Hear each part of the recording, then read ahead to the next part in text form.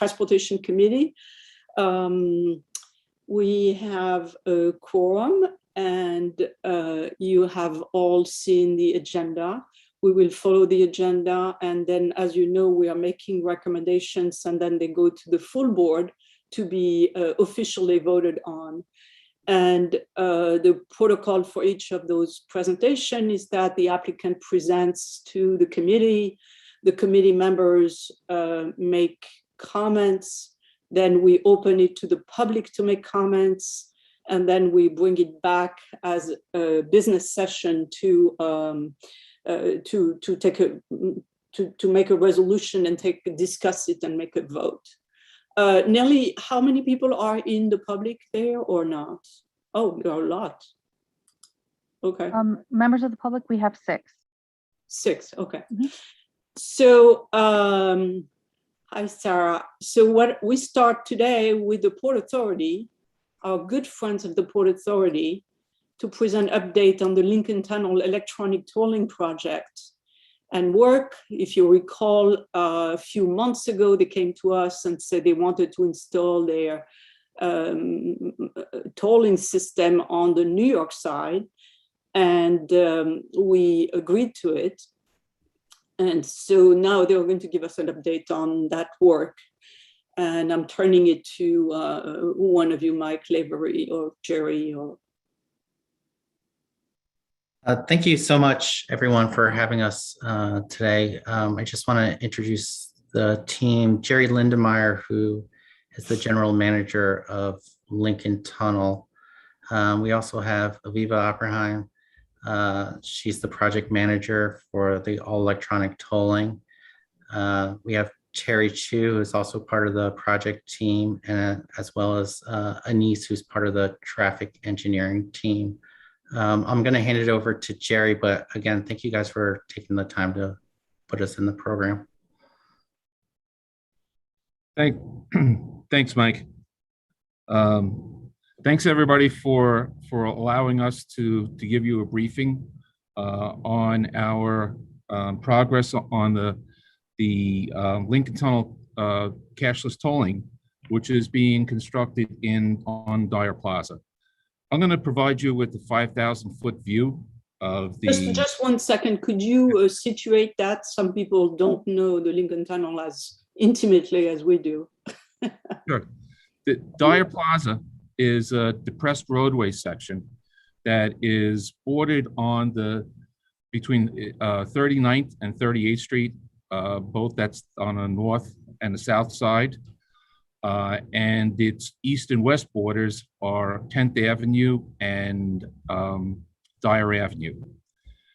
Dyer Plaza contains the New York portals of both the South Tube and the Center Tube, and it's a depressed roadway area.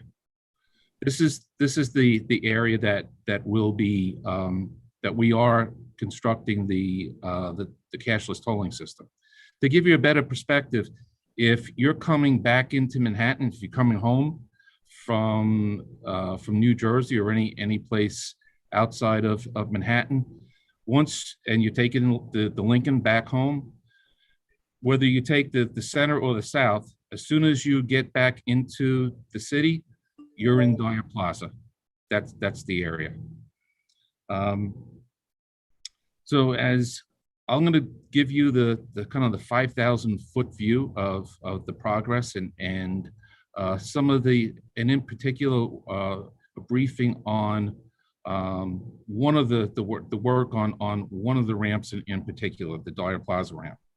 At that point, I'm going to hand it over to Terry and to Aviva, and they'll take you through the presentation. As I mentioned, the DPR is the area that contains the New York portals for both the South and the Center Tube, and it really consists of 5 ramps. Construction of our cashless tolling system began in April of 2021 and will be completed in the fourth quarter of 2022.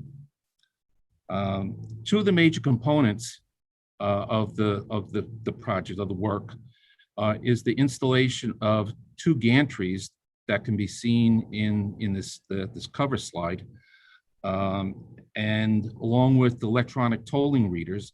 And the gantries are going to extend across all 5 ramps of Dyer Plaza. The second item, the second major component, is the replacement of all of the roadway slabs under that gantry with non-ferrous concrete. Now, realizing the noise impact that all of the roadway replacement demo, the drilling for the foundations would have impacted or would have created onto the community, particularly if it had to be done at night. We did an extensive planning and analysis, and we came up with a scheme that allowed the realignment of 4 out of the 5 ramp sections. That realignment allowed the work to be done behind the Jersey barrier during the daytime to prevent or to eliminate the need for almost all the noisy work to be at night. So all of that is being done during the daytime. And I'm pleased to report that we have completed the first phase, the first ramp of this work. That's, as you're looking at this at the screen, it's the ramp that would be to the left. It's our southernmost ramp, ramp L. That was completed, and we now moved on to the next northernmost ramp, ramp K. But the important part of the briefing concerns the work on that 5th ramp, the ramp that we can't realign, and that's the Dyer Plaza ramp. The DPR is a depressed roadway area, and it has a bathtub type of construction. And between being depressed and the type of the roadway, it didn't allow us to realign that particular roadway. That's the DPR is the ramp that we primarily use for 2-way traffic. And if you're take the 9th Avenue entrance, the entrance that's just south of 36th Street, what we call ramp C, you'll take the DPR to enter and to get access into the center tube. Due to the type of the construction and that we just can't realign it, the ramp must be closed throughout an entire weekend in order to accomplish the roadway work. The weekend and closures, that weekend closure will require traffic diversion and detour planned to avoid any excessive or extensive delays. We know that if we close the center tube and in particular the DPR, that the traffic that would have used the DPR would just overload the north tube. The north tube could not absorb that extra traffic. So the essence of the diversion plan and the detours that Terry and Aviva will go through is to try to reroute that traffic that would have used DPR, try to reroute it and get it back into the center through another ramp. That way we will try to minimize or reduce the amount of impact. We have reviewed the plan with New York City DOT. And with that, I'd like to turn it over to Terry and Aviva, and they'll take you through the presentation and go through the details. Thank you very much for your time. Thank you, Jerry. Hi, this is Terry Chu. And so in this slide over here, this shows, first of all, the New York Dyer Plaza, and it shows the various ramps that we have that Jerry had mentioned.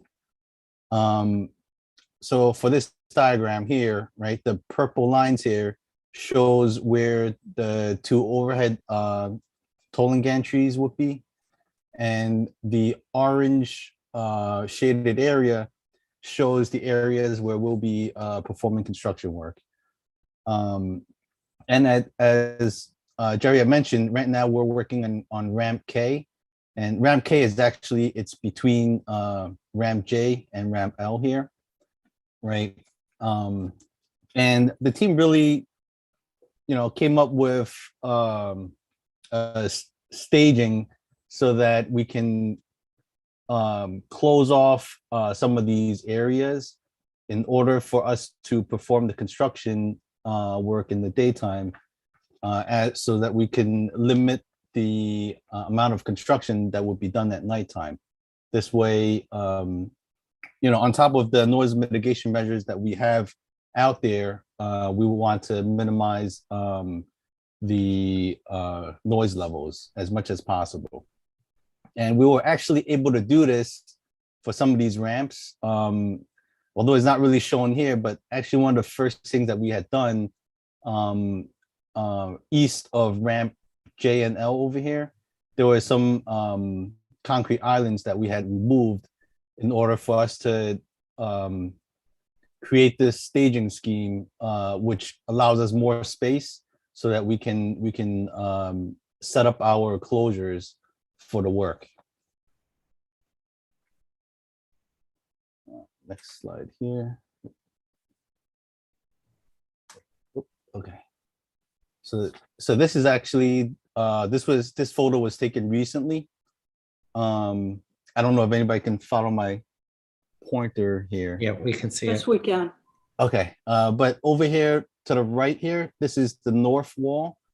These two are brackets that was installed where the gantry would rest on the north wall. And over here, which you don't really see it, but on the south wall, there's two more brackets that are also installed. And the gantry would span across the two gantries. So over here in the middle here, this is the area that's between ramp J and L that they're working on construction right now. They're going to be working on the foundations for that gantry in the right now. And also, we have a noise hotline that we have set up for any kind of noise concerns that we have related to the project. And that is this number written down over here. And as you can kind of see over here, as we had mentioned before, we have some new pavement in ramp L. You can kind of see how this pavement here is, it looks relatively new compared to the rest of the pavement.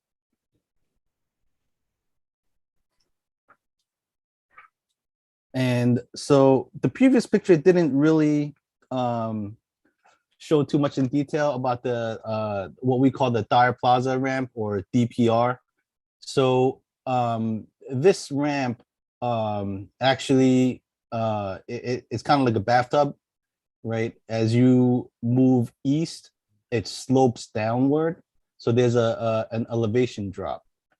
And I had mentioned before where we tried to stage the project as much as we can, where we close off areas so that we can work in the daytime.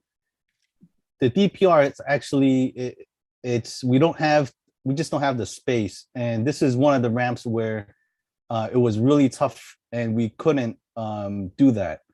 So and which is one of the reasons why we're having this presentation. So we have upcoming closures that we want to inform the community, and which we've also we've had discussions of DOT as well about our upcoming work. So this is back to the overview here. This shows over here, this is the DPR, the Dyer Plaza ramp that the previous picture showed.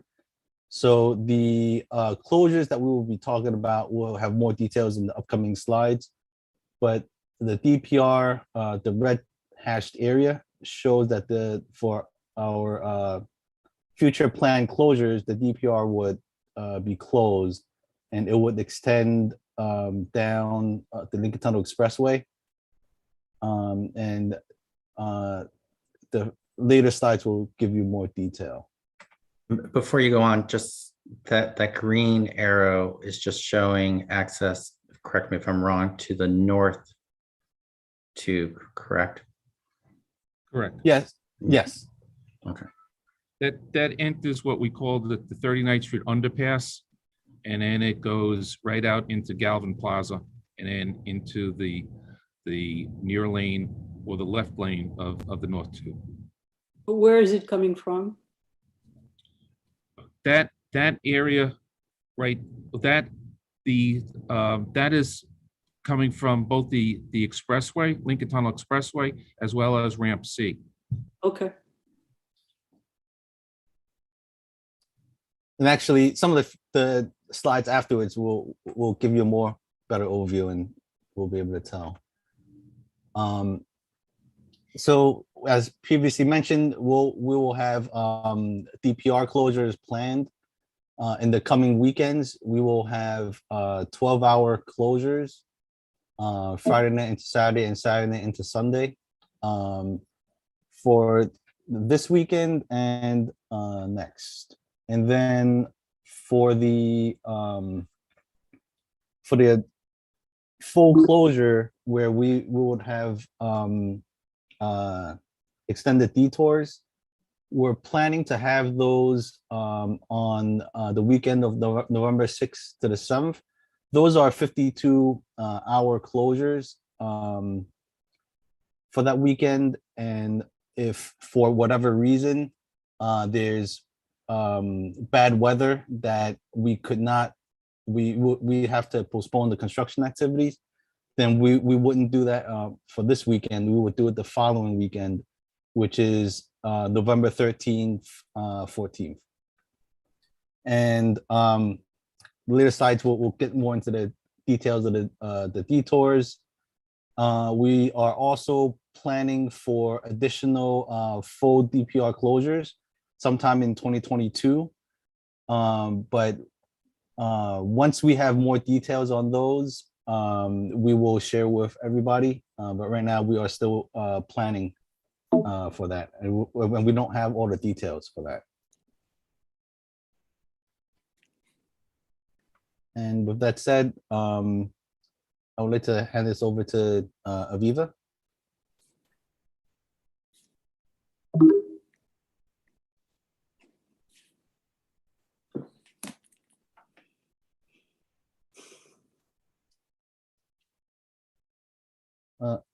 Aviva? I was muted. Thank you. Oh. So thank you, Terry. So I'm going to give an overview of the detours, how we came up with them, what they're going to look like, the planning that went into it. So when we knew we had to close the DPR, basically we knew we had to close that entire shaded red area because the DPR feeds into what we call the Lincoln Tunnel Expressway, going south and coming out at around 30th Street. So we knew we needed to, this is basically kind of like closing an artery, so we knew we needed to send traffic around it to bypass it on local streets instead, via 9th Avenue, 10th Avenue, and 11th Avenue. And we needed to start looking at how to do this and minimize any kind of traffic delays that would come out of this. So, Jerry started a dialogue with our traffic engineering group.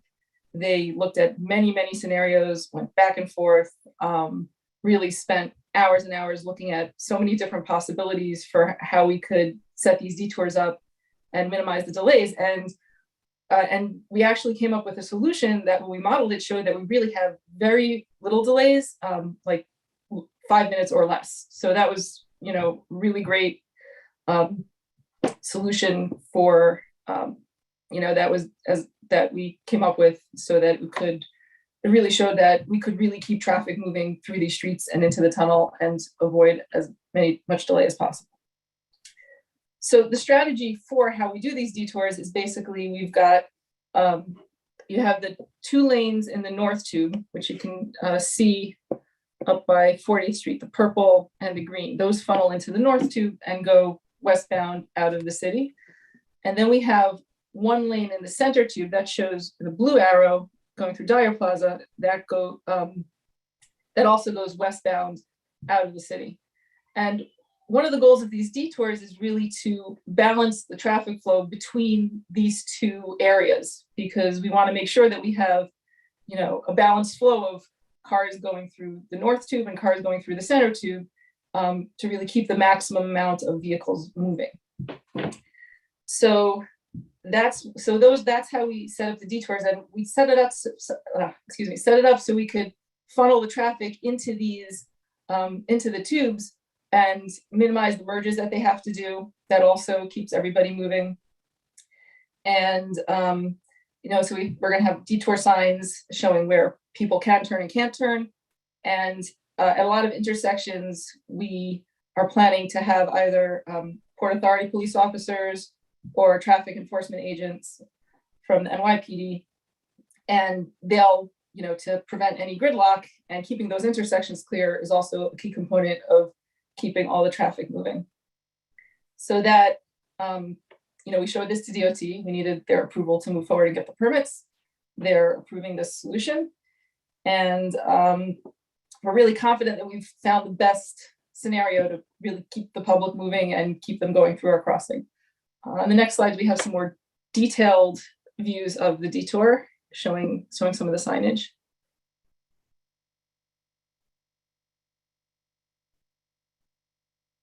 Terry, oh, there we go. Okay, so this kind of shows the north end of the work. No, you know what, actually, can you go back to the previous slide? Because I want to talk about the traffic flows for a minute. Okay, so just to give you an overview of how traffic flows on each of the avenues. So we've got traffic coming south on 9th Avenue, and you can see that top turn, U-turn is called, that's our ramp C. So that goes into the north tube. And then we also have, to account for additional volume, we've got the other 2, a little portion of Lincoln Tunnel Expressway open, so we can also have volume coming in through those other little sections of cross street.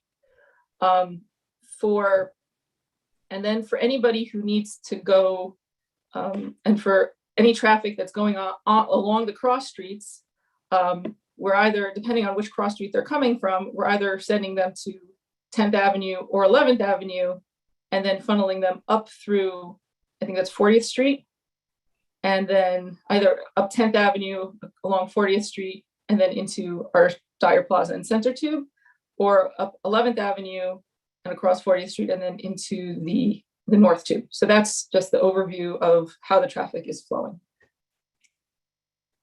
Okay, now we can go to the next slide and look at a little bit of the signage. So this is the northern part. This just shows we have a lot of signage to communicate to the public that we're having these detours and where their car should be going. And you can see there's little figures on many of the intersections. This is where we're going to be putting traffic agents. And actually, I know we went over this with the CB4 chairs yesterday, and we have, based on their suggestions, we're going to add some more agents at additional intersections. And again, this is a combination of traffic agents from the NYPD and then Port Authority police, depending on the intersection. And then let's go to the second, the south one, so we can see. Okay, yeah. So this shows the southern end of the Lincoln Tunnel Expressway, where we were basically sending traffic across and up to 10th Avenue. And again, you can see there's really extensive signage showing where everybody should be going.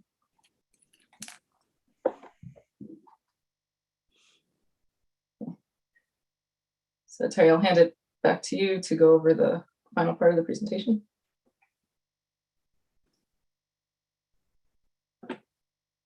Okay, so this is what we see here. This is the concept plans for the landscaping work that we have planned on 38th Street between 9th Avenue and 10th Avenue. As you can see here, so there are a couple of existing trees, and we'll be putting in some elongated tree pits, and we will be adding some new trees here. And so our current schedule for this, we're working on the design for this work. We hope to finalize the design and coordinate with New York City Parks and DOT for approvals and permits sometime in first quarter of 2022 next year. And after that, we plan to have construction take place in the second quarter of 2022. And I think yesterday there were some questions about the depth of the trees that we plan to have. So what I was told is it's going to be a minimum of 24 inches depth, and our engineering group is recommending thornless honey locust, but I'll provide some of these details on a separate email a little later. Okay. So do I have any questions from, we've been joined by Colleen Chattergoon from DOT. Welcome, Colleen. And is anybody on the committee has any question? I just have a little question about the last thing. Hold on, raise your hands. Oh. Yeah. Okay.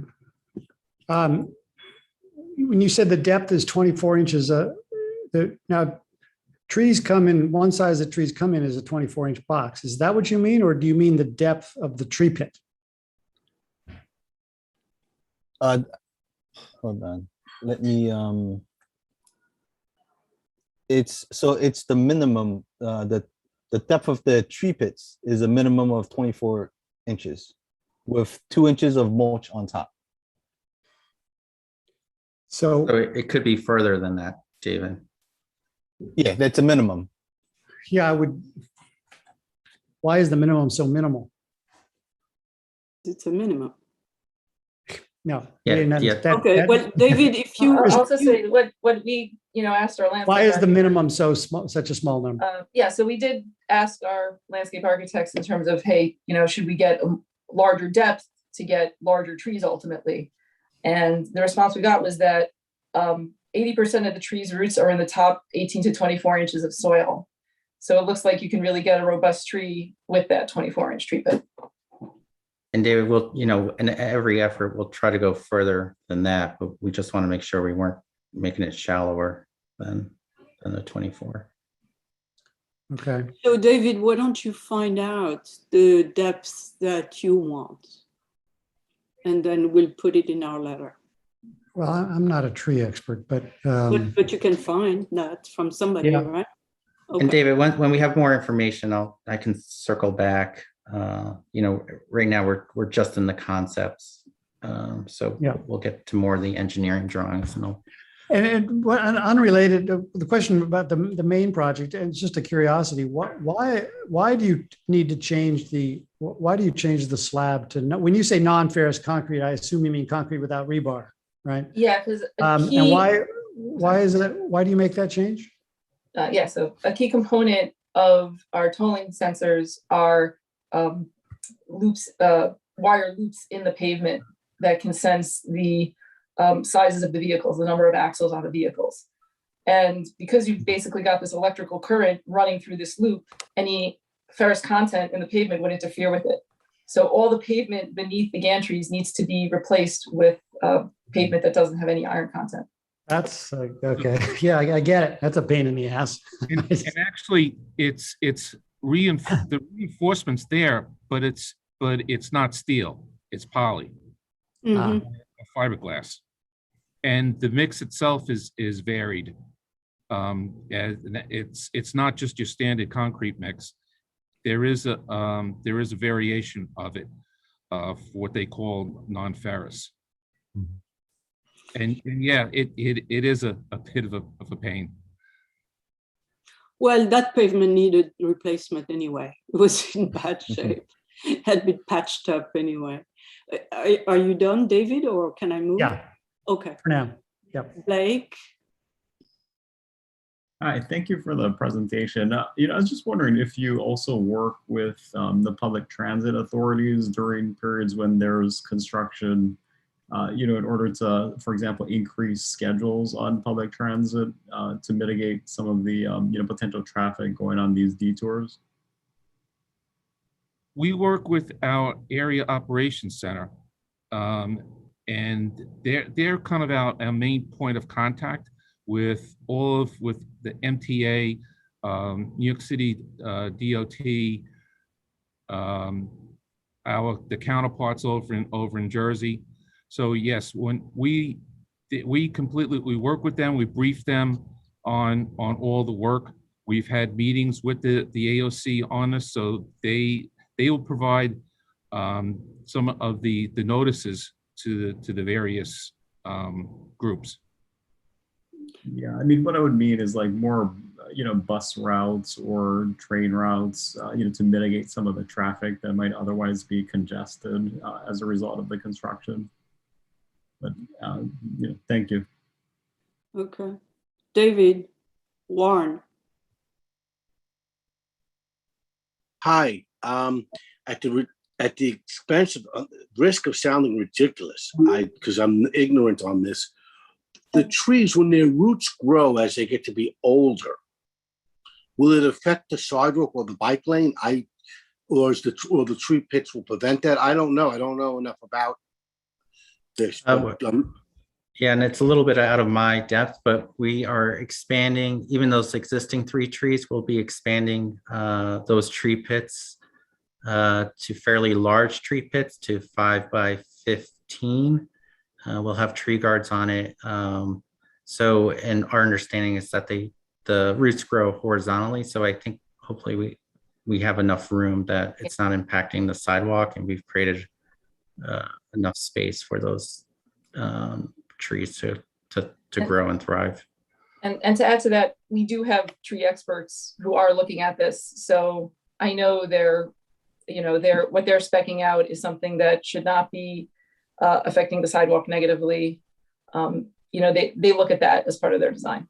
And I think we're kind of trying to coordinate to a similar program that was just put in around the corner on 10th Avenue, just south of that area that the Hudson Yards Hills Kitchen Alliance just put in last year, I believe, or last spring.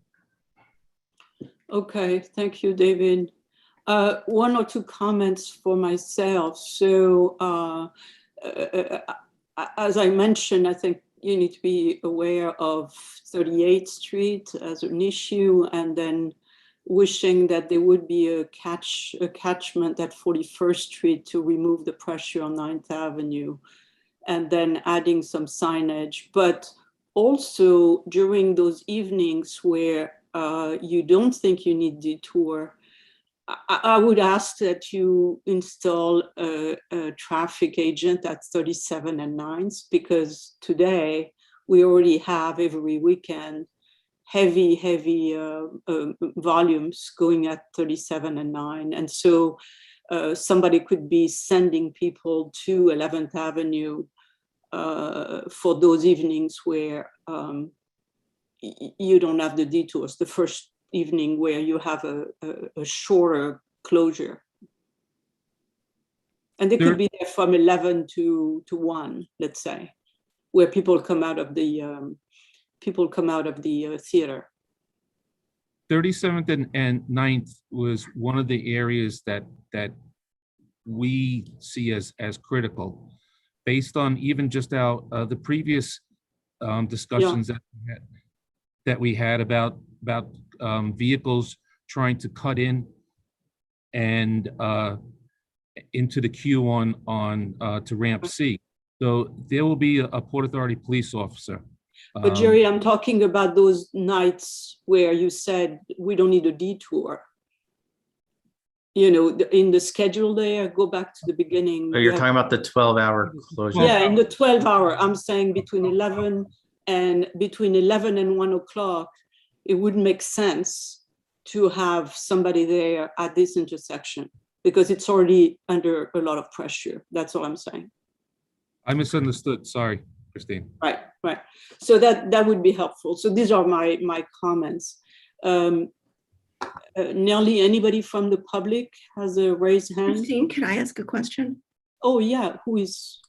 Tina. Oh, you just raised your hand. I didn't see you. I'm sorry. Or your hand is in behind the white background. I can't see it. I need to change that background. You need to do that. You need to repaint your bedroom or whatever it is. Not good. Yeah. Okay. My question has to do more so with the main project. Somebody had mentioned minimizing the mergers, and somebody else mentioned the replacement of the roadway slabs, and 4 out of 5 ramps are being changed. I did notice on that drawing, the one that I could actually see the roadways, that it looks like 4 ramps are then merging and making 3, going into 3 ramps, and 2 ramps are then becoming 1 ramp. So there seems to be still a lot of merging. Isn't there a way to have fewer mergers? Now, you're not going to put a traffic cop in the middle of the road once you get down next to the tunnel, but why can't just 3 lanes continue to be 3 lanes, or 2 lanes continue to be 2 lanes?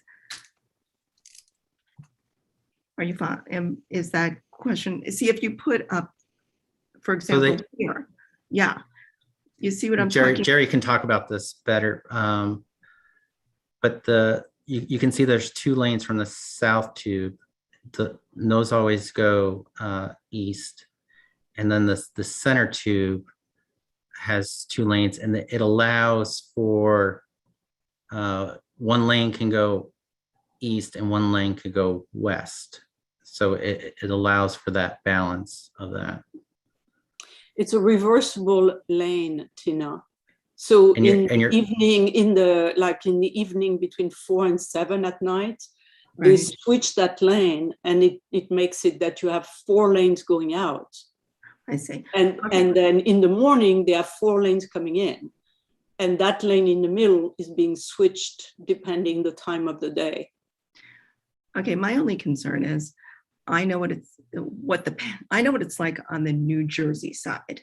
And I also know coming in, you're going from all these lanes to fewer lanes, and everybody is trying to creep in and get ahead of the next person.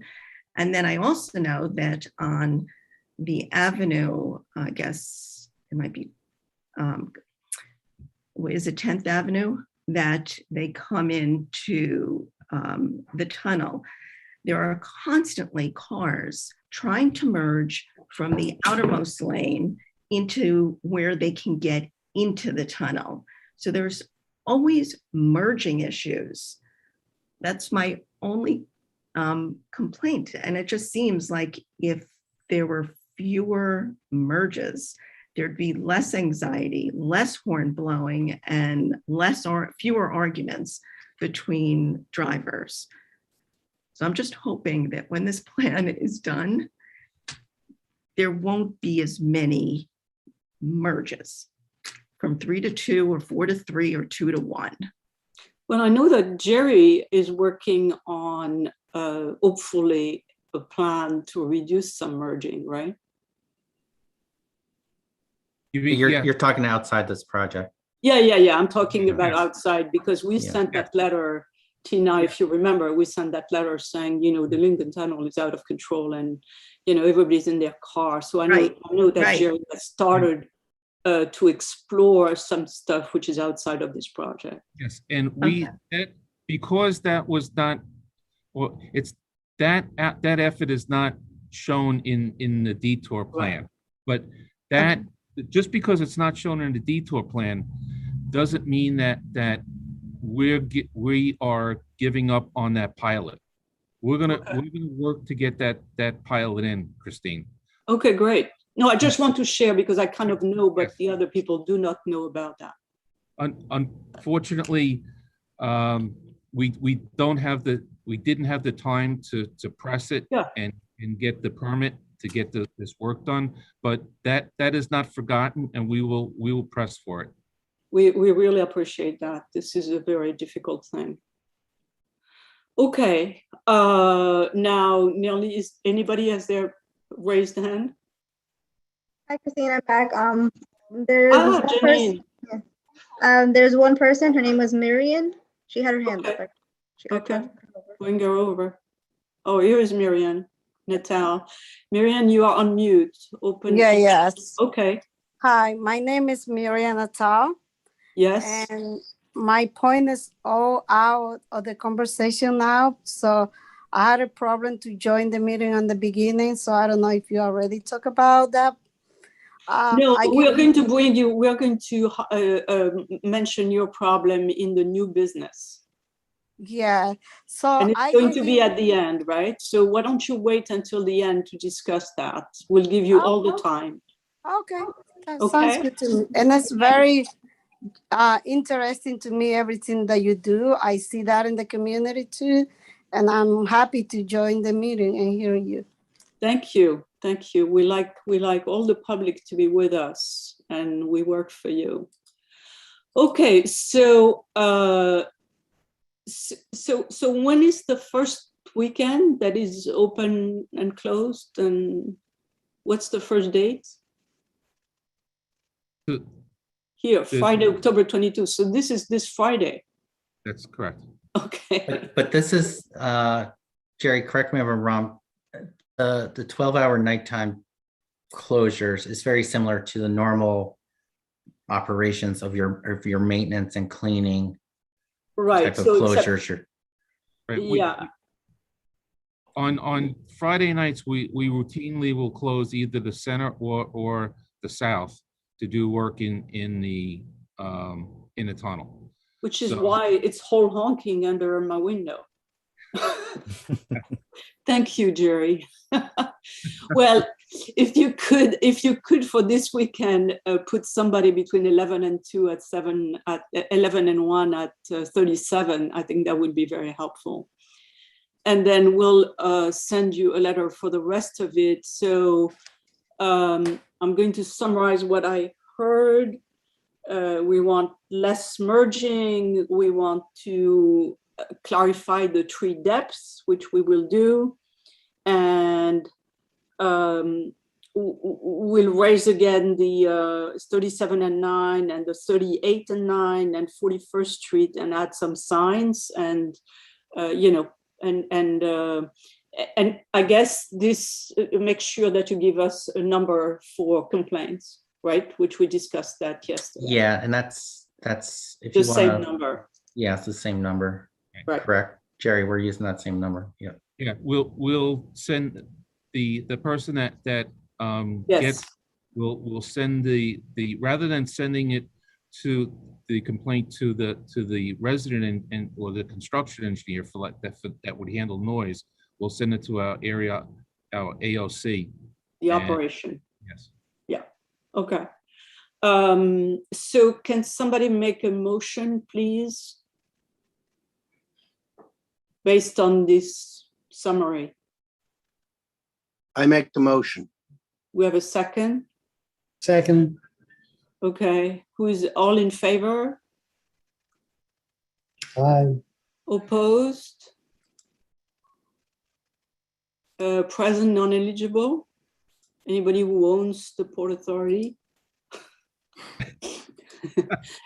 Okay. Well, thank you so much for your presentation. It was very detailed and very helpful to understand. I hope you're going to send us a copy so we can show. I think you have one already. Oh, we do? Okay, perfect. Yeah. Thank you so much, and thank you for all the other things you are doing with us. And thank you again. Appreciate that. We really have a good evening, everyone. Appreciate your time. Thank you again for your time. Yeah, Thank you. Bye-bye. Thank you. Have a good night. So the next one is presentation vote on a request for parking regulation change in front of 540 West 53rd Street, which is between 10 and 11. Who is here to present? That would be me, Newton Hines. Good afternoon, good evening, Newton everyone. Hines. Hello, Newton. Where are you from? Explain to us. I am with the 540 West 53rd Street Tenant Association.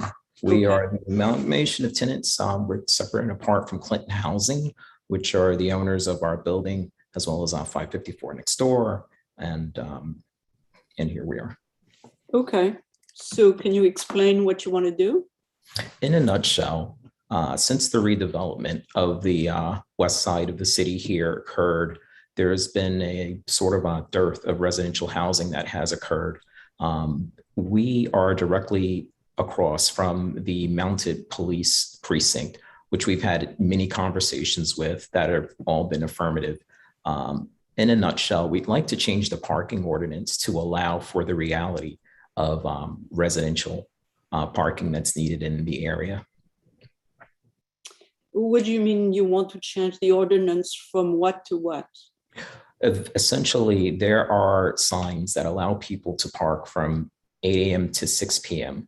On off days. On most days, that parking is blocked. Our street is unique, however, in that it is a self-enforced block because of the precinct. So what's happened now is we have over 974 units of housing that are situated around a self-enforced block. And what essentially happens is the signs are not policed regularly. There are times when there are these sort of blitzes that occur from traffic enforcement. The precinct that's across the street has a policy of not ticketing neighbors because they know that parking is very scarce. But to get to the point of what the problem is, we average about 5 to 7 available spots outside of our building and the surrounding corners that are available for residential parking, or in other words, free street parking. So just for a quick example, if someone had a baby and grandma was coming to visit, grandma would be able to park and stay up until 8 in the morning when the ordinance kicks in. And then she would be absolutely guaranteed to not get a spot afterwards. If someone were working evening hours and they came in from work, and most of the housing on our street now is designated as affordable housing. So we have vehicle dependent families that need their vehicle to commute to work. They're unable to find parking. The Mercedes house is directly across the street from us. They're now a 10-year-old development, and more of their units are of an income where the parking garages are an option. But it's even difficult for the police that are at the bottom of Mercedes house, because many find it around the area, the greater community that would say maybe more affluent than this particular block, they find it to be less costly to park in the no standing zones. So ironically, 540 West 53rd Street, our surrounding buildings, sister buildings, and the police precincts sort of have the same situation where we all do not have enough parking. So our proposal is to redistribute the parking. We have spoken with and met with the local precinct, and they're in agreement with the remedies that we've proposed, and it would allow for enough parking for there to be ample parking for all parties. So I still don't, I mean, I think if you would have to show us this a street map with all the parking so that for us to understand what you want to do exactly. Right. Well, in my presentation, I cover. Where is your presentation? Well, it was emailed in. It was. Oh, also, Janine, can you show it? I don't have it. In all fairness, Janine might not have been able to process it. This came about pretty shortly for us. Okay, is this a presentation? Do you have it? No, I didn't get the presentation. Okay. I only got the petition that you sent. Okay, it was emailed. So, right. Am I able to share my screen here? Because I don't see where I can bring that in except for Q&A. Let me see. Yeah, you should be able to. There's a green button next to the chat and raise hand. Okay, we're in business. Bear with me one moment.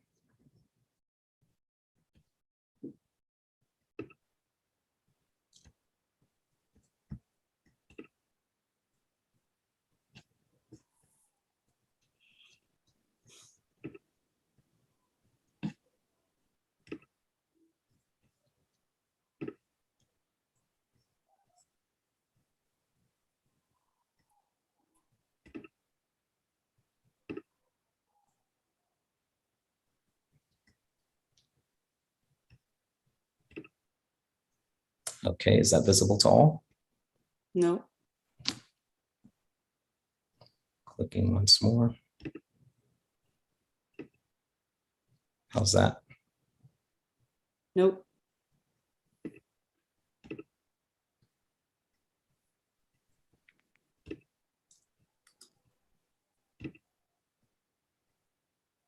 Oh, now it's here. Yeah. Voila. Okay, so some of this I covered. I will go through it again briefly. So this is a picture of our building for any who aren't aware. This is shot from the Mercedes Club that's directly across the street from our building. To the right, you see a space which is a green space that is a designated community board key park. Many of you may be familiar with. And right here in the horizon on the far right is 554. That's our sister building, which sits at the corner of 11th Avenue and 53rd Street, directly across from Clinton DeWitt Park. So we have 400 units across from us, and we have a total of 974 residential units with 60,000 square feet of residential space. Okay. So as I mentioned, our newer residents. I have to take an exception with the word unfair, but that's okay.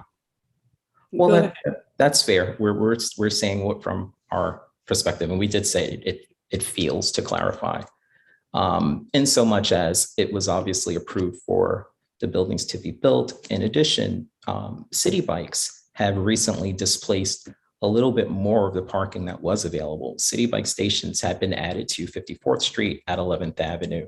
NYPD has also has, City Bike come in on the north side of 53rd Street at 10th Avenue. So the result for any who are local and are familiar, on 53rd Street and on 52nd Street rather, that block is a huge tow zone.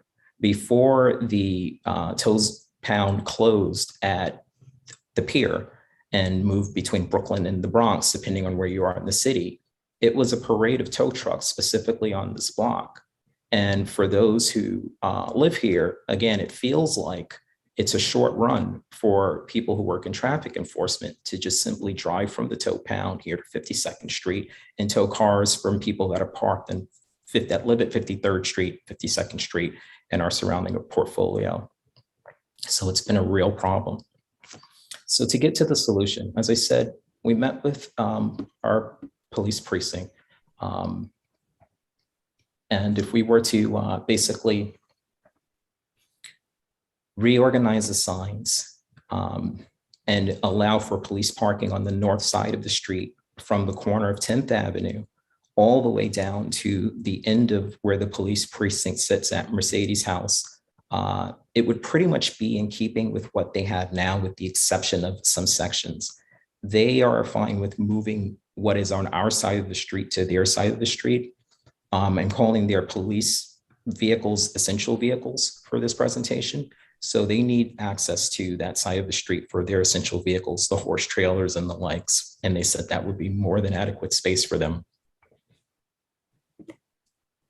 That would free up on the south side the space that I seek to present this solution, which would be reverse angle parking. Street is wide enough. What is reverse angle? Reverse angle, I'll get into a little bit more in the presentation here, but essentially one is able to back up into their spot. And what it does is it increases the footprint of available parking exponentially for the street. It's also the safest method of parking in public street parking from the research that I've done. It occurs in degree angles. So there's a 90 degree, 45 degree, and the likes.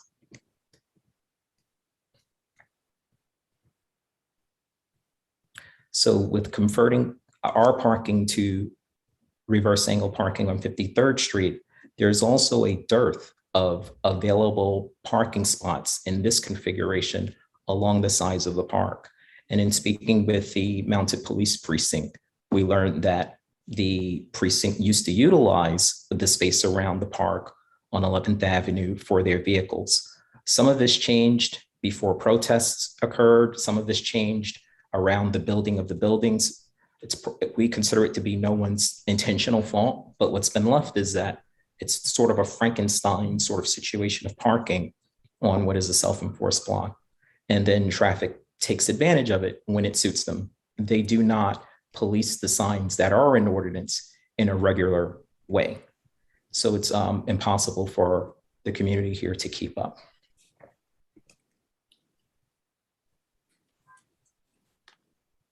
So one of the other things we would ask for, since we would provide more parking spots by doing reverse angle parking, it would open up the ability for us to have space for an essential emergency vehicle in front of our building. Just to paint a quick picture, we have an operating garage that is a 24/7 noisy operation at Mercedes House directly across the street from us. To separate Mercedes House from Mercedes-Benz Manhattan, there are trailers, there are cars that go down the reverse direction of the block. It's a business. We understand that. We have the police precinct. It's a very equine block here. In addition to the horses of the police stable, this is the direct route for all of the carriage horses that are returning from Central Park. So with all of that being said, not to mention all of what occurs at the ATT building on 10th Avenue and 53rd Street, which is also on our block. There's a huge garage door and trucks that will come out there from time to time. And of course, we have a theater.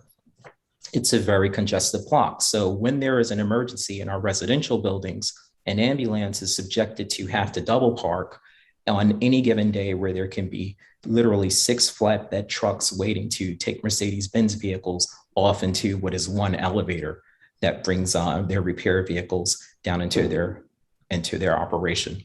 In addition to that, within the past year, Mercedes-Benz Manhattan expanded its operation to include Sprinter. And what we deal with on the weekend as residents are Sprinter vehicles and some Mercedes personnel vehicles that are strategically placed in what would be available parking. This is why we result to an average of 5 to 7 available spots here. So our block is actually wide enough to allow for 45 to 60 degree reverse angle parking. In a nutshell, the higher the degree, the more straight the car alignment is from the curb. But 45 degree provides ample space for there to be enough cars to increase parking, allow for an emergency small space. We have a vehicle on our block that's literally been parked for 6 months without plates, something we've called about, something we'll follow up on. If that abandoned vehicle were replaced with a designated space that sort of stretches a course from the end of 540 to across to where the key park is, we'd have enough of a no standing space where if someone had an emergency or needed to unload groceries or had a FedEx delivery, we'd have space.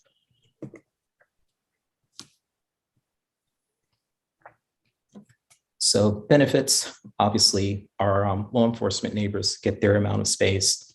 Number 2, improved visibility, increased field of vision is what you get with 45 degree parking, because when you're leaving your space, you can see oncoming traffic much better. For children that are entering the vehicles, as of now, with all the congestion that's on the street, we see every day parents putting car seats into the side that happens to be on the street facing side. Of course, one cannot control what side of the block they may be able to end up parking on, and it is a big production to bring children into the street. This 45 degree angle would eliminate that as the doors open facing the curb and all children passengers enter from the rear of the vehicle. It also provides improved safety for cyclists. This is not a designated bike lane street, but for any that would come through, they wouldn't be doored by opening doors because all of the car fronts would be facing the street at an angle, leaving space for the commercial vehicles that come. And lastly, for trunks that are loading and unloading, it is much easier to negotiate from the side of the street. Again, our street is unique in that we have 525 West 53rd Street, which has a huge entrance for their North Tower. On our street at the head of the block, we have our 2 buildings, and then we have Mercedes House and a mountain of trash collection, several horse carriages and the mounted police horses. It is too much for the way the block is designated. And sadly, it leaves no parking for even visitors, but especially the residents that live here. So we ask for the change simply of moving the police designation to their side of the street, going all the way back to the city bike rack on 10th Avenue. And for our side of the street, 45-degree parking and/or 45-degree parking distributed along the perimeter of Clinton DeWitt Park on both 11th Avenue and at 54th Street along between 11th and 12th Avenue, which is currently tons of dead space on a street that's twice as wide of ours. The officers could have designated parking there for their personal vehicles. And from our discussions, they're fine with that. We've spoken with administrative sergeants at the precinct there, as well as commanding officers. So that would be our nutshell, proposal, is to sort of redistribute the parking and allow for 45-degree. Okay, all right. We heard you. Okay, anybody on the committee has a question? Yeah, I do. Where are you? Here. Oh, okay. Who's David? David. You need to raise your hand so it Oh. goes up to the top of my screen, Okay, got it. So, yeah, I'm familiar with 45-degree parking. I've seen it on one street in New York on a very wide street. This is very difficult to evaluate because you've got no drawings and no dimensions. And, 45-degree parking takes up, uses a lot of space. And you've just told us that's what you want. But, normally this is accompanied by dimension drawings, often drawn by a traffic engineer, that shows that it's feasible. And I'm looking on Google Maps right now at the street, and it doesn't look like there's enough room to me, at least between the white there's white lines that demarcate the traffic lane, and I see the cars parked parallel to the curb, and if those were to turn 45 degrees at 45 degrees, they would not fit within the white line. So now what I'm saying is no more precise or dimensioned than what you're saying.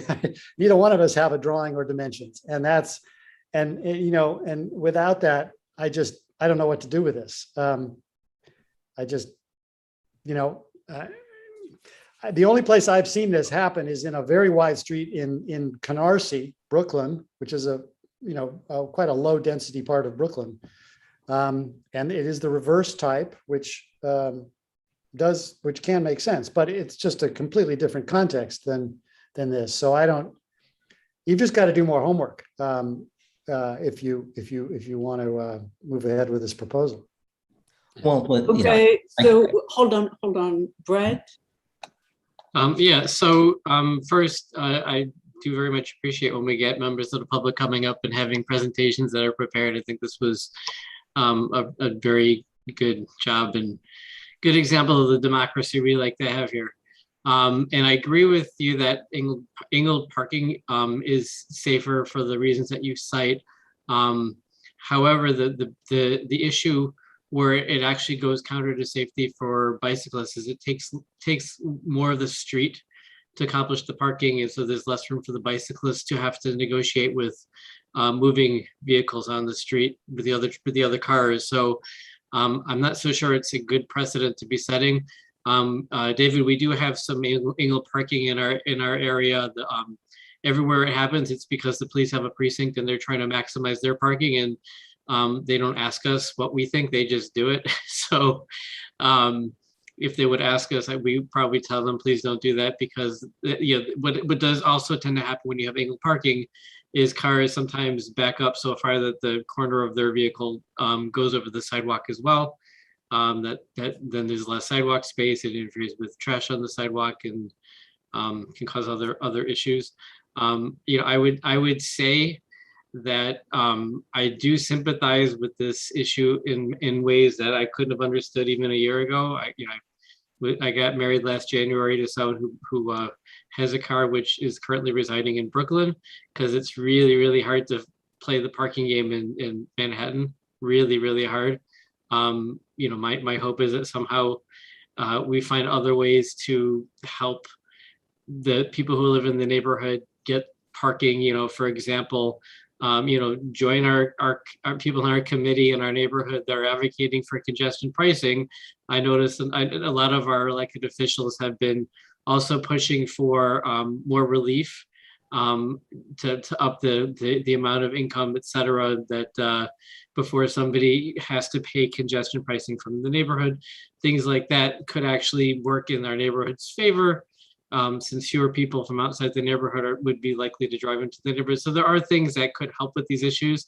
I don't know if adding parking capacity in the sidewalks is going to have enough of an impact to satisfy everyone at the cost of creating a precedent where the cars are taking a lot more of our limited street space. So for that reason, I'd have to be very concerned and not really in favor of angled parking. Well, to be clear, there is designated bike lane on the very North Street on 54th and 55th. So Newton, hold on 1 second. Let me finish. Anybody else wants to speak from the neighborhood? I'll open it to the public later on. But Newton, from my standpoint, I agree with David. Without a picture of where is everything today and where you want it to be tomorrow, it's very difficult to make judgments, as well as you are also saying we are in a self-enforcing block. What do you mean by that? it means that the local precinct controls the ticketing for this block. One of the why is that? This is not their job. This is something we need to bring up, because this is not their job.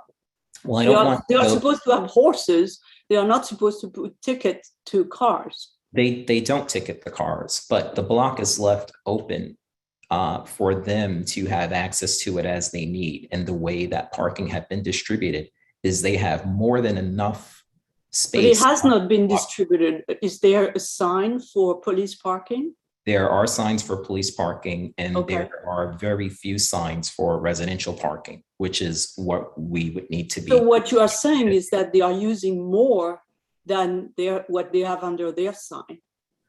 Essentially, yes. If there's parking. So that's the discussion we need to have here. That's the discussion we need to have, is not to get more parking, but to tell the cops, go find somewhere else. This is, and then Gregory Alexander, stop sending me notes. I will open the floor to you, because I can't read you and listen to people. And, I'd be remiss to not say on behalf of the 974 units of housing, which makes for a larger number of citizens, that, in a very short time, this was put together. We only heard of this literally maybe 3 days ago. What do you mean you heard this 3 days ago? You are the one who asked for it to be on. Right. And that was greenlit 2 to 3 days ago. So for that, that's not to knock anyone. That's to say that to bring Lincoln Tunnel tube level diagrams is not realistic, but to represent as a citizen, a voting block, constituents, residents who are seriously grieved by. No, I understand. I'm just saying, I'm trying to stage, to manage your expectations. I think we need more work on that. Oh, certainly. And that's what I'm saying. There was only the expectation that we would hopefully work together to find a solution. Right, and we have done that many times. Walking, I was just at 53rd Street. I went walking today so that I could see what was going on, and we would love to help you figure what's going on and how to sort it out. I mean, we just want to set the expectation that there is a good amount of work to be done before we know what we're asking for. That's all I'm saying. And then, okay, so that was my point. My point is, I think we need to understand better. We need to make a drawing. We need to walk together then we need to go meet with people and say why things are happening the way they are happening, etc. Before we get to, here's the solution, let's put it this way. Okay, and we are definitely open to do it with you. Viren, it's your turn. Just one quick question. Do you know the number of designated parking spots for the police that they have? Well, there aren't marked spots, so there's no way to quantify what is designated in a numerical form. And distance, I can tell you that it's clearly more than 75 yards on the north side. And for the south side of the street, it's about the same, but because there's this volley for residential parking, as I termed it, police officers will have to find parking for themselves, and then you have Mercedes-Benz Manhattan employees volleying for the same space. So as I said, traffic comes through, they ticket everybody, even police cars that have their placards. But it's difficult to quantify. Some of the police vehicles are longer. They have Suburbans, they have trailers. There's a benefit to being on this street. They plow the street when it snows because it is a self-enforced block. We don't receive, street sweeping on this block is the nature of a self-enforced block. Why not? I don't get it. I don't get that concept of self-enforcing street. This is bizarre. Well, it exists around the city, and I'm familiar with many other self-enforced blocks. Some are in Brooklyn, perhaps right next to Barclays Center, that do have 45-degree parking as a solution. And, if I don't know why government determines that they don't sweep the streets, but the key thing behind that is that if there is an alternate side parking allows for the street sweeper to come through. So since there's a cramming for space, it's fine. And the maintenance staff at CHDC is great, as our Mercedes House and Taconics 525.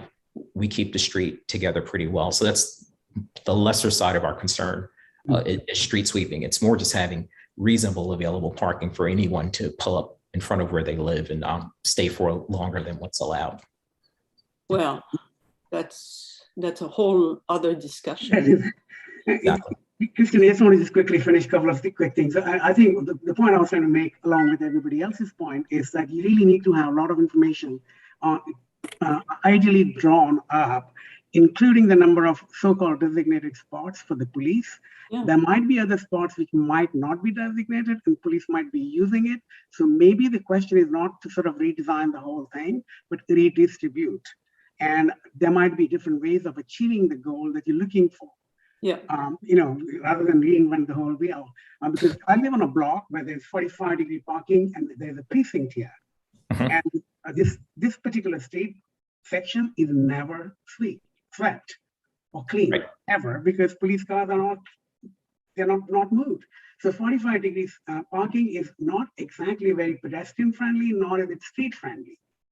Might sound like you pack as many cars as you would like, but going back to the question that Christine asked about what is fair and what is not fair, I think we need to understand this, that yes, parking is required and families do have the need for parking. At the same time, pedestrians have their own needs, and it's a giant amount of real estate that is being used for private benefit.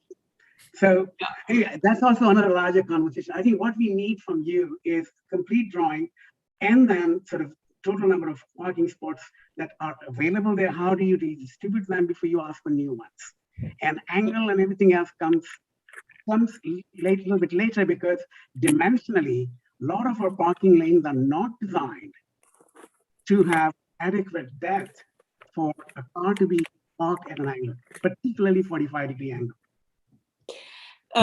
Okay, that's good. What Janine, can you bring over any public person who wants to speak? Yep, I'm bringing Gregory and Marianne and Larry.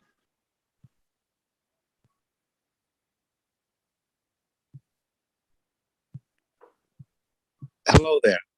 Can you hear me? Yes. Hi, good evening. I'm a resident of 540 West 53rd Street, and I moved here about a year and a half ago.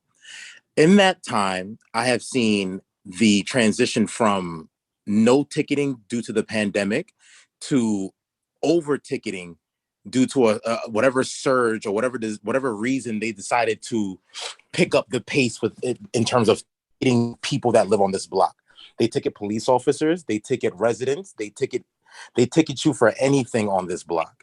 The problem that I have with this current signage is that no standing from 8 a.m. to 6 p.m. is not realistic when you are dealing with a world where people are working from home, as well as when you are dealing with a world where children have to go home because they cough in school one time. Those are the new mandates. So that means that I have to be home basically all day with my children or for work because of the new state of our economy. The suggestion of the 45-degree angles is a great one, but we have other options here. There are options for residential permits. There's an option for just changing the sign from no standing to alternate side parking and coordinating whatever street cleaning needs to happen with that. There's also just the option to change the sign to something else, but the no standing is what is allowing the ticket agents to harass us. I have paid over $2,000 in tickets over the course of a year.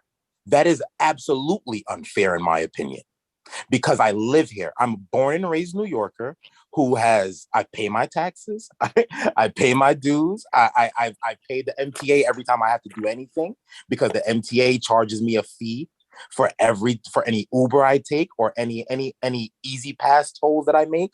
There is a level of dissatisfaction for a resident in a city to be told that you can't park in front of your home. And we're not asking for any more than just to be able to park at home and not get a ticket at 8:06 a.m. on a Saturday morning. That is something that I can prove because I have the ticket in my car right now. I got a ticket at 8:06 in the morning on a Saturday when my car was already started, and I have the screenshots to prove that. It is an absolute travesty to residents to have to deal with this.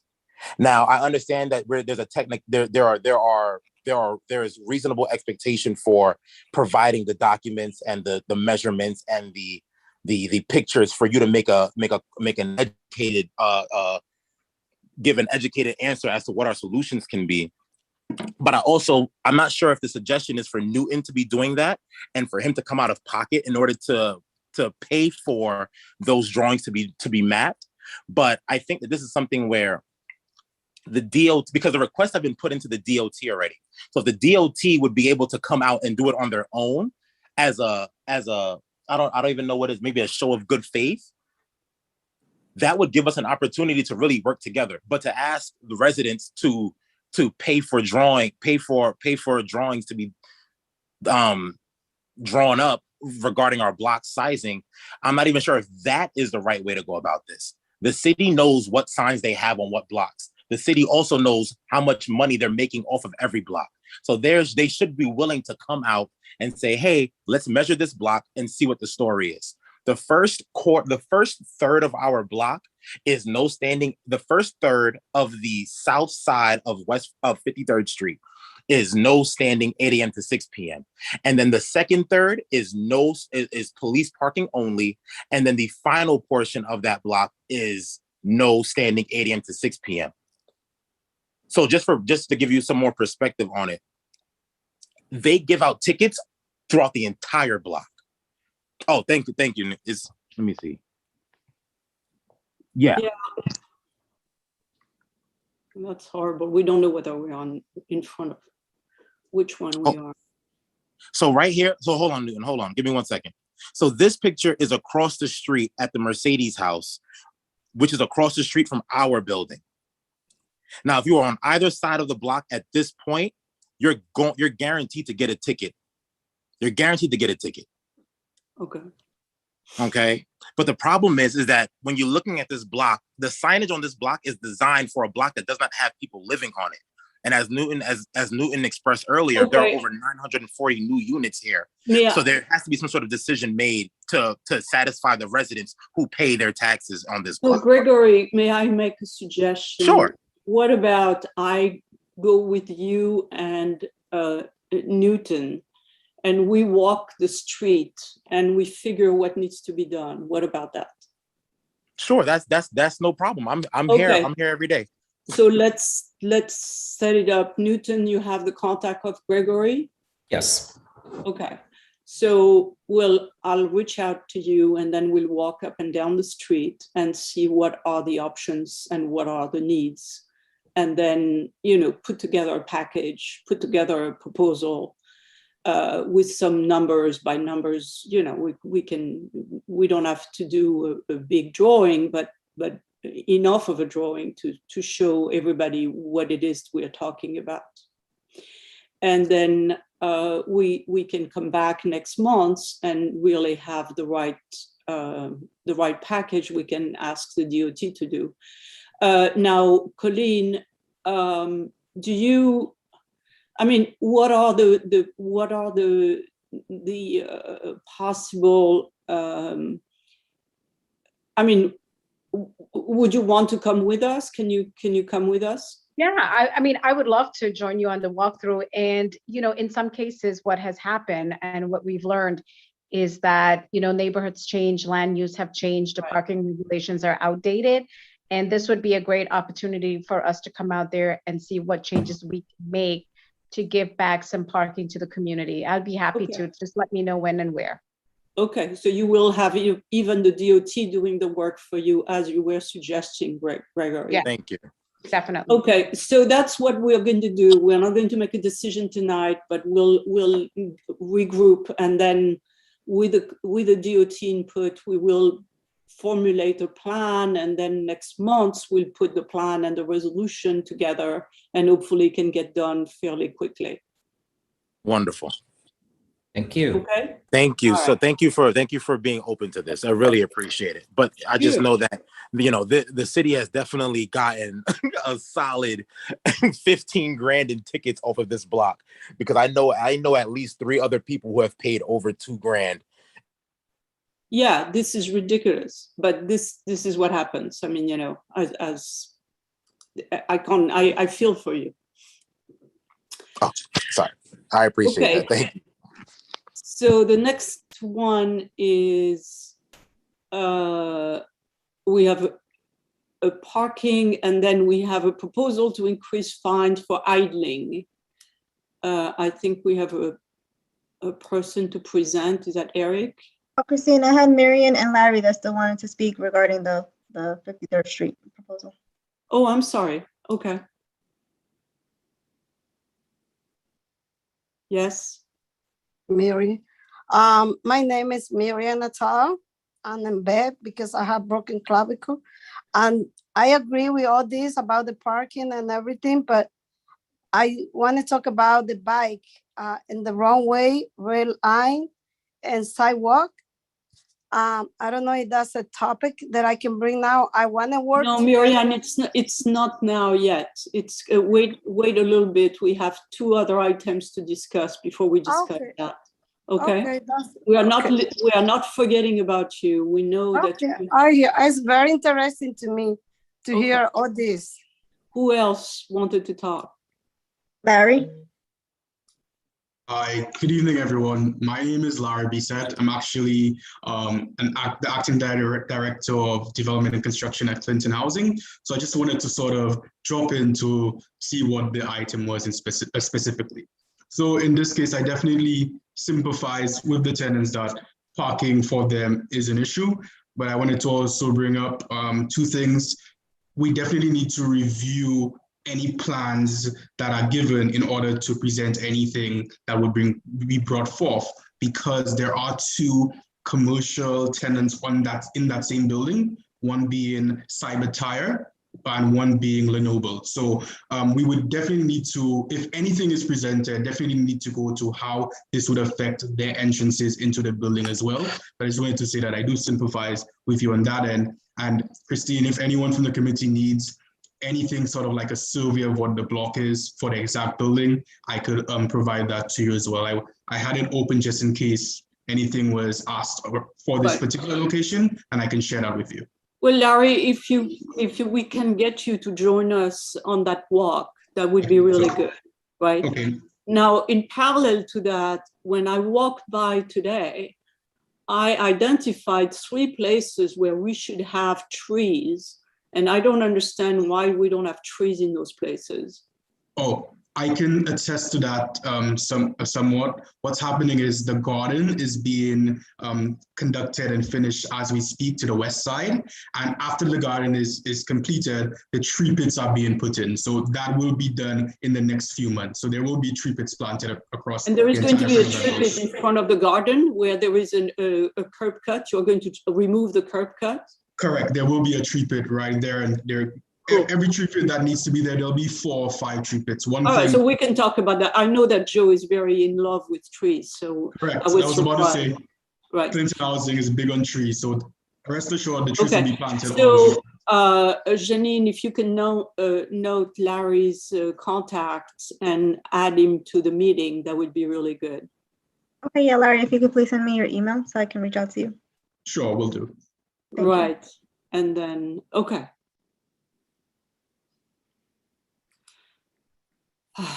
All right, so now we're talking about idling. We went from parking to idling.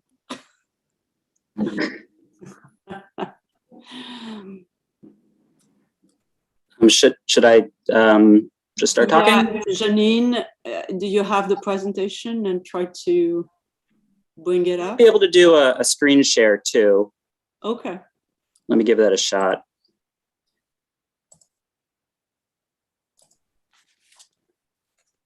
Can everybody see my white page? Yes. Okay, great. And I think I have to like resume a slideshow. Okay. So hi everybody. My name is Eric Eisenberg. I also love trees. I'm a Hell's Kitchen resident, an intellectual property attorney, but I guess for purposes of this presentation, I'm an environmental advocate. I'd like to thank the community board, in particular the transportation committee, for a second opportunity to speak to them on this subject. And I'd like to thank them for their past assistance with respect to limiting the amount of idling in our community and in New York City. So this is going to be a little bit technical. This is sort of a follow-up matter to a letter that Manhattan Community Board 4 already wrote, but just trying to lend my input on how we can move forward, specifically with the Department of Environmental Protection and getting some incentives in place to get people to stop idling. As I'm sure you guys know, idling is basically running your engine for no good reason whatsoever. That's the short definition. 2 hours of idling, I think, is about as bad for the environment and for our lungs as 1 hour of driving. And you know, some people do it all day. I'm sure if you walk a couple blocks in the neighborhood, you'll see why we have some of the worst air quality in New York City. And we'll get to some of the facts there, specifically about Hell's Kitchen, where I'm from, and we'll see why it's such a problem, just very briefly. So this presentation is focused on a follow-up letter specifically to the DEP, which MCB4 wrote to before, and got a little response. We'll get into that. So I'm going to go to the next slide. So this is just some data on idling violations issued by the Department of Environmental Protection. Just a couple things I'd like to bring your attention to. This number that I highlighted here, that's 19,092. That represents the number of tickets issued by the DEP for violations in 2019 through the present. The real number of violations is a lot higher for a number of reasons. One, there's some they haven't gotten around to. And two, the vast majority of idling is simply not caught. Truck and bus idling is one of the few violations that citizens are allowed to help with. We can submit evidence to the Department of Environmental Protection. Any citizen can do it. And the Department of Environmental Protection, if you follow their procedures, we'll usually write a ticket, and that's great. But you can also see in this, it's the monetary column that's the furthest to the right. that most of them wound up paid at the $350 level, which if you can idle most of the year and maybe get 1 or 2 tickets, it's not really a big, not really a huge disincentive to some of these big companies. So those are the 2 things I wanted to get to from this slide. And a gentleman by the name of Jeff Novich, he's a data scientist. I think he works for one of the tech companies around here. He did an analysis of about 20,000 different citizen idling complaints. So the worst offenders, they include companies like Con Edison, which had over 800 complaints for idling. They got caught over 800 times, and they're still doing it. Verizon in the 600s, Spectrum, many hundreds, FedEx, Amazon, Jeff Bezos, I guess, pays those tickets, doesn't seem to stop him. A few of our bus companies, Go New York Tours, Fuji Bus, Bolt Bus, some of the worst. I haven't ever seen National Grid. I guess they work in the outer boroughs, and one of our beer distributors. As far as individual license plates, individual vehicles, you can see, for example, this one vehicle, 3670, that's a Fuji bus, actually. Got caught 23 times, still at it. And then you can actually see 27100 TT. This got registered 2 different ways, but you put them together and he's up at 29 too. So there's some people who are just permanently idling, and they just, I guess the $350 is a cost of doing business to them that they are more than willing to pay. Now we get into some of the geographic facts. The worst zip codes, again, according to Jeff Novich's analysis, about 1 in 7 idling complaints located were in 10036 zip code, Hell's Kitchen. And that's 1 in 7 for the entire city. So we obviously have a huge problem. You also see bad areas in the Upper West Side, in other parts of Midtown West, and also showing up some parts of Brooklyn. But obviously with the extreme congestion we have, just people are willing to idle all day. On the right side, you can see some of the most specifically worst locations. And a lot of them are also in Community Board 4. West 42nd Street between 8th and 9th, West 39th Street near Dyer. I guess that's right around the presentation we had first today, as are West 41st Street and West 40th Street, also between 8th and 9th, just some of the worst locations in the city. For example, West 42nd Street, that's 0.84% of all complaints. So that's, that would be about 150 complaints just on that one street segment. So I spoke with this committee back in late 2019, and you guys wrote a beautiful letter, which I like very much. You asked for a number of things from the DEP. You asked them to change the rules, and you asked them, most relevantly here, to increase the penalty for commercial trucks and buses for idling from the current ticket price, which is generally $350, up to starting at $1,000 for a first violation, $2,000 for a second violation, and $3,000 for a third time violation. These are the sort of numbers that, if they were implemented, I think pretty clearly would get some results. I think even Jeff Bezos would start to feel his billions falling away if he got enough of those tickets.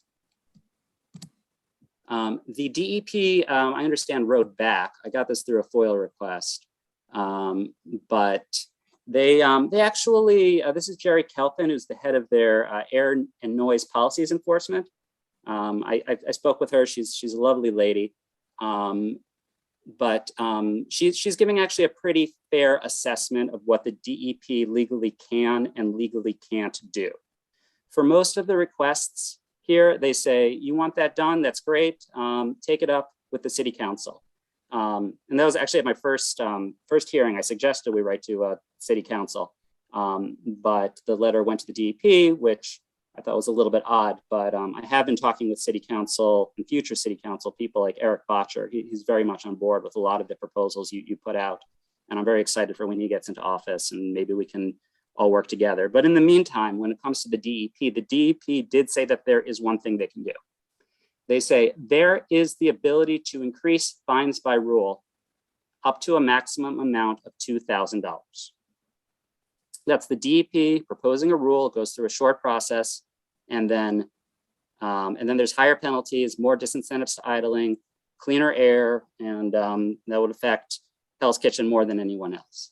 But you will notice that Community Board 4 asked for $1,000, $2,000, $3,000. That's out of their range. So they said, hey, here's what we can do. We look forward to working with you in the future to improve air quality. So that's what they said, and it's fair. It's true. That's the law. So what do we say next to them? I guess is the question.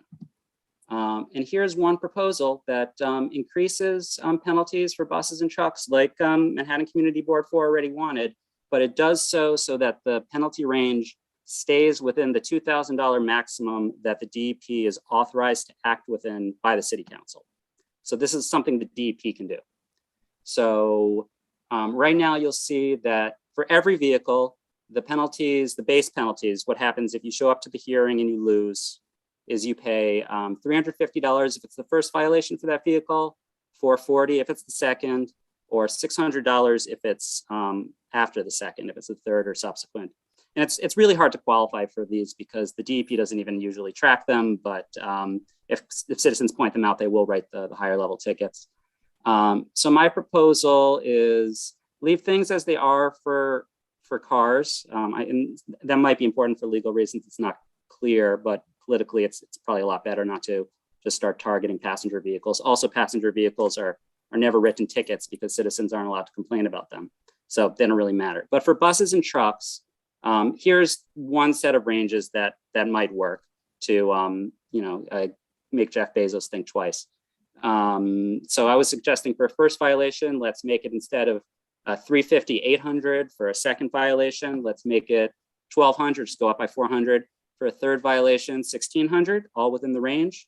And then if you default, which is basically you don't show up to the hearing, and you get found that you were supposed to be told to stop idling, but you didn't show up at the hearing, they award a higher penalty there. Those penalties are actually pretty good already, but those don't tend to get paid, the defaults, because usually these are people who maybe didn't hear about the hearing or they request to reschedule and they go back and they get the non-default amount. So they usually wind up again with that 350 number. That's what usually happens. So this is one possible proposal within the legal range that the DEP can do, and I think it would do a lot of good if the community board could just specifically ask them to do this and then put the DEP in the position of saying, okay, we're on board, we want to save the earth with you, or go to heck CB4. We care about polluters more than we care about Manhattan Community Board 4. So just put them in the position, give them a real simple letter. This is what we want. Will you do it? And that's what I'd like to ask for. Thank you, Eric. That's a great presentation. Learning a lot. Who has any question or comments on the committee?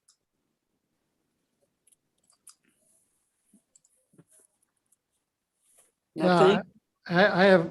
I'll have to raise my hand. Wait. Brait is first. Brait raised his hand first. I want to echo Christine. I think this is really good. I think as a committee, we'd have a hard time, identifying specific numbers that falls under different policy. But I think the spirit of it, I think, is definitely something we could echo. I honestly think that the issue isn't always the dollar amounts. It's really about the enforcement. I would so love to have some kind of change in the city law that allows our elected officials to deputize like board members and people in our community to be able to just go around and issue these tickets too. But obviously that isn't every single citizen, every single person who lives, or as far as I know travels to the city, is allowed to go and take video and show it to the DEP, and the DEP will review it. But it's a tricky process. Most of the people I know who do this are very, very anal people. We got a bunch of lawyers. We got a couple doctors, some environmental justice advocates. Exactly. It's basically, for this to happen, it has to be a process that's simplified and but really what it comes down is it's a staffing issue for state agencies. I'm not really saying that we should turn citizen against citizen and all have to, be in charge of policing each other in that sense. But at the same time, well, that is currently the law. It's just a matter of with the limited capacity that they have, this would do a little more good. Understood, but I think something like this, just to push us a little further, to be able to show the dollar amount differences, what that amounts to in additional revenue is the kind of thing that could also help make the case for additional staff hirings to be able to be focused on enforcement. Because at the end of the day, I don't think you or anybody is trying to make a fundraiser for the city. I think it's really to make this a problem that goes away. So if the way to do that is to at least at first raise the dollar amounts to be able to fund additional enforcement, that would be, rather than saying the dollar amount is meant just as a deterrent, I think it could be the kind of thing that becomes a job generator and more of a selling point to be able to get this kind of proposal through. Yeah, I mean, this okay, is Eric, let me just do that. Okay, David Solnick. David? Yeah. I mean, I think it was a very good presentation and, clearly well thought out. Yeah, if you could leave the numbers up there. I didn't quite understand why you were being so tentative though with the numbers. You went from 1,000, 2,000, 3,000, and then they said, okay, maximum 2,000. Okay, I get that. And then you more or less said, okay, well, let's go even below that. Why? Yeah. If I'm understanding you, the 2,000, the default thing is rarely used anyway. So why are your numbers not go up to the 2,000? Why are you tiptoeing? Well, this structure makes it a lot easier for the DEP to implement because this is the structure that they already have. The particular numbers, if you wanted to move them all up, if you wanted to make them 12, 14, 16 for violations, and then a little bit higher for the defaults, I'm not going to fight you on that, but I'm just telling you that if you want better numbers than 2,000 for any of this, you can't do it with the DEP. You have to do that with City Council, and I'm working on this with Eric Botcher. But for the DEP, I understand that. I just, yeah, I mean, I would try to go to their maximum. I mean, build to the lot line. Why you're putting in a setback that's not required? So what's the number, David? The lot line. I mean, if the default thing is not used that much, then don't make that your maximum. Maybe it should be 1,000, 1,500, and 2,000, and the default is also 2,000. I mean, if the default is irrelevant most of the time, why give it the premier amount? Why not? What about 1,000, 1,500, and 2,000? I have no problem with your numbers. Right. Well, I think it could be 1,000, 1,500, and 1,800. So at least you have a small separation between, the default. You do want to encourage people to show up to these hearings, I suppose. Yeah. But, the higher the numbers, so the better. We got it, David. I heard your Viren. What's up? This is very quickly, I think, very good presentation, and I think you have compelling sort of reasons to sort of ask for this. My question is, do you know who enforces this? Who will be enforcing the fines? Absolutely, I can walk you through the whole process. So how it usually works is you're walking around in Hell's Kitchen, slowly choking to death from some nearby vehicle. You take a video, you send it to the DEP. The DEP analyzes it. If it looks good, they write a ticket to the company. That results in a hearing at Oath, which is the Office of Administrative Trials and Hearings. Oath will take the money. If it doesn't get paid, it'll get sent over to the Department of Finance, and they will eventually sue over it, I suppose. But more often than not, it gets paid. And again, usually at whatever the lowest number is available. Okay, so that I understood. That's a sort of citizen policing. But is there any other sort of mechanism that we can propose? Would this fall upon traffic police, for example? I would very much like to follow up with Community Board 4 about additional mechanisms that we can include in legislation. But I want to do that once we have Eric Botcher in office, because Corey Johnson has kind of dragged his feet and he's going out of office. So just timing wise, I really think it would be helpful if this letter was focused on what the Department of Environmental Protection could do. You know, I spoke to you guys 2 years ago, and I don't think I'm going to let up on this, but just tactically, if we're writing to the DEP, we should ask for things that the DEP can do. So that's good. So we'll be happy to pick it up after we do this letter. I fully expect to ask you to start screaming at Eric Botcher if he doesn't. I'm sure that Eric is not going to give up. He's not that kind of person. Yeah, I've been very impressed with his proposal so far, but we'll see. But just I'm just trying to make this a really focused ask. Gwen, you are on mute. Unmute yourself. I just turned it off. I've got it now, I think. Can you hear me? Yes. Yes. Okay, great.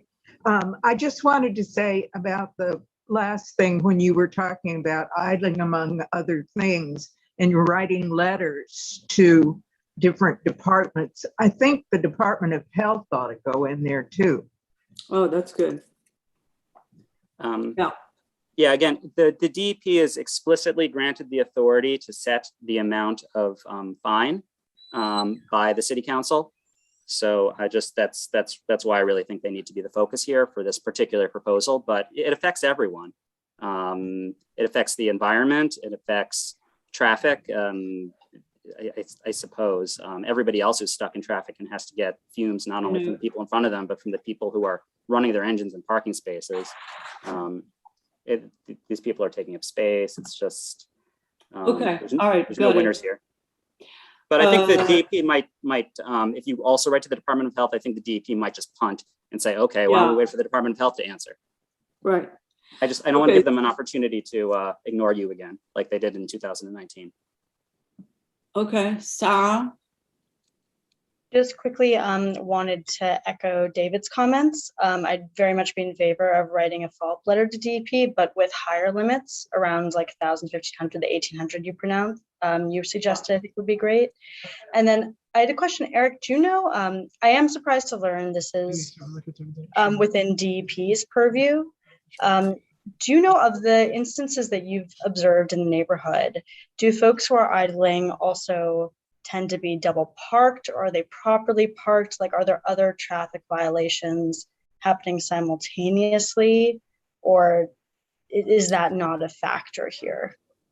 I'm not specifically looking for them, but I have noticed sometimes vehicles have been double parked. It actually makes it very hard to prove that they're idling when they're double parked, because they're so far out and you can't get that close to the vehicle. So it's a pain. You wind up jumping to the other side of the street, and then they start arguing it was street traffic, not their truck making the idling sounds. It's terrible when they combine these things, but yeah, there's a lot of double parking. Okay, thanks, and thanks again for all the research and work. Janine, do we have anyone with their raised hands in the public? I don't see anyone in the public. Okay. All right. So my sense is that we want to send the resolution to the Department of DEP, and we would rather do for the standard penalties something like 1,000, 1,500, and 1,800. And then a little bit higher on each of those for the defaults would be, well, actually they could be the same right now if you want. To the 1216 too, then if you we can leave it this way. We can leave it this way. So that would be the resolution. Do we have a motion? Oh, Blake, you had a comment. I'm sorry. Yeah, no, it's just on what you just said, Christine. Thank you. I'm not sure I would be for raising the first violation that much, because there does seem to be a bit of a long tail of violators. And, I'm concerned that some of them might be, first-time local businesses that would get penalized with that first-time violation. So, I would be hesitant to raise that one. Right. I don't see it that way. I think the big violators are the big, the big companies and the Fuji. And remember, This is not for a normal car, right? This is for a truck or a bus. Yeah, the request would And just these be, are people, hold on, Eric. These are people which are in business for a long time. They know the stuff. These are for habitual people repeating this negative behavior. So I don't think this is specifically small businesses. I mean, they've violation shouldn't be raised. You know, I agree that, you know, if it's a habitual thing, you know, the second and third should be. Okay. Well, all right. So we have an amendment to put it at 800 for the first one. So do we have a all in favor? I'd like to make that we go with the new amendment of No. We have first... to do it in two steps, Rob. So I made a proposal, right? I made a proposal. Now we have had an amendment to that proposal by Blake, and now we're going to vote on that one first. So the amendment proposed by Blake is 800, 1500, and 1800, right? And then, so let's vote on that. Do we have a motion on that? I make the motion. Okay. Do we have a second on that? I'll second. Okay. We have, how many people were in favor of that? Me, Alice is. Sorry, I'm not on camera. Right. So we are all in favor except David is not? No, I'm not. Right. Neither am I. Okay. And Pete, are you in favor or not? I'm in favor of it. Okay. So I guess the amendment passes. I'm not in favor of that. I wanted higher, but that's okay. So the amendment passes. So the resolution will be 800 and 1500 and then 1800. and then I understand 12, 16, and 2 for the defaults. Right, and it will remain the same for the default. So that will be the resolution on that. Okay, Eric, thank you so much for the presentation. Very good. Thank you for the opportunity. Sure. Okay, so the next thing is fiscal year 2023 statement of district needs. So did you all read the list of last year? And can you all tell me what you want to add to that? You had some homework to do. Yes, Blake. Well, unfortunately, I'm not sure if we're able to add it since I don't think we wrote a letter on it, but I would have loved to see something about noise enforcement, things like noise cameras to combat, the new types of ATVs and things that are on the street. And I don't think that was something that was. You need to put that in ACE. This is not a transportation thing. Well, it's mostly vehicular noise. Oh, vehicular noise, right. But we didn't write a letter about that. So this is not, next year, you better put that on the agenda. Thank you. Anybody else? So I made a list because I see you guys didn't do anything. I can't believe this. Where is my folder? All right, so I made a list. I want to tell you what I did. Oh, yes, Brett. I'm sorry. And Tina, I'm sorry. Yeah. I mean, if there's one thing that's always kind of a theme, and it's becoming, I think, more and more important as we're seeing more of these, the good left turn arrows that are showing up in the split phase traffic signals, bike lanes and things that are painted on the street. The more of those can be built, the safer things will be, because cars are constantly cutting over the corners of those things, and I think it's just a safety thing. Just the more of those things that they paint on the street they can build with real concrete would be helpful. Yeah, that's good. That's good. By the way, long time ago, I mean, few years ago, 11th Avenue was supposed to have built a refuge. And I went today to audit that. And obviously they have not done half of what they were supposed to do. So we're going to amplify that along the line you were talking about.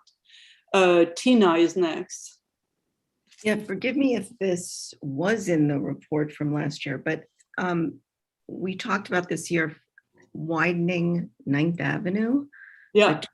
Between 51st and it's actually 58th Street. It is really with the open restaurants.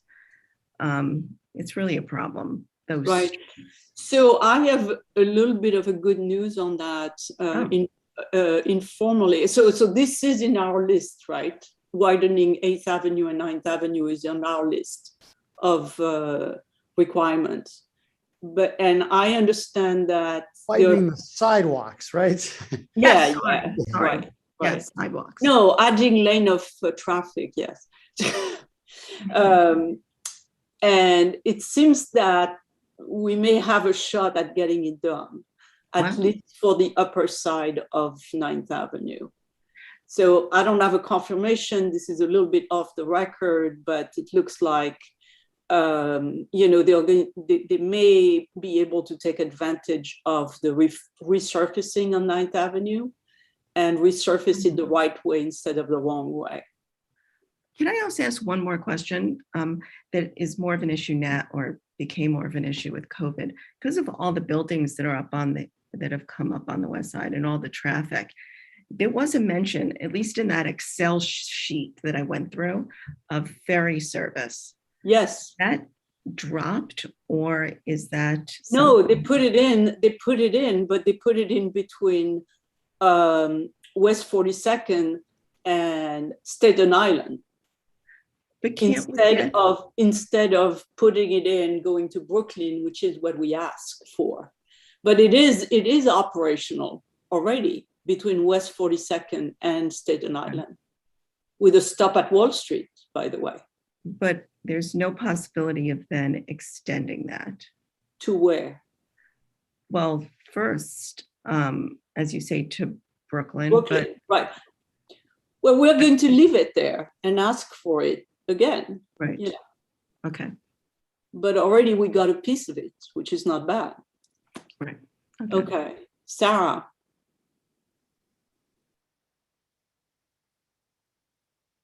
I believe these were on our list last year, but just would love to re-raise the 9th Avenue bus lane and the 10th Avenue bike lane. Yes, it is on our list. It will be there. Thank you. And then also very much agree with Brett's point on the split signals. Right. And we'll have that. Right now we have on the list, we have 31 intersections that we need to fix, and that's the split signals. Okay, David, and back to Brett. Hi, I don't know if I'm looking at the right list. First of all, just the ferry stops at Battery Park, not Wall Street. That goes, because I've taken the ferry. It's actually great. I've had it done some jobs in Staten Island. Right. And it's actually very nice. But I don't know if I'm in the right thing. It was something that was sent on October 12th, I believe Janine sent, but what is revocable consent?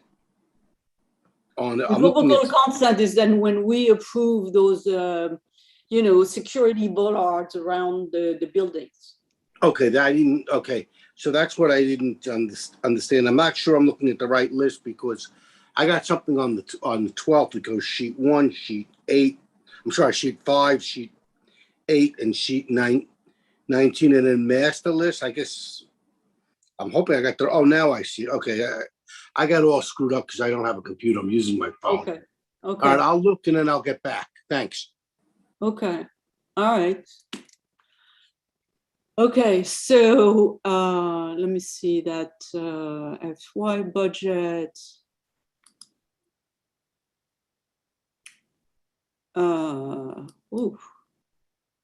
No, this can't be that. This is too much.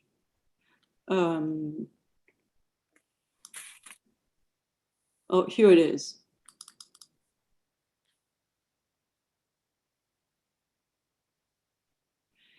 So I had a suggestion to, based on the survey we've done and the one letter we sent to DOT and sanitation, is to ask for the sanitation department to buy more small handheld and small trucks to do the bike lanes on the corner of the streets.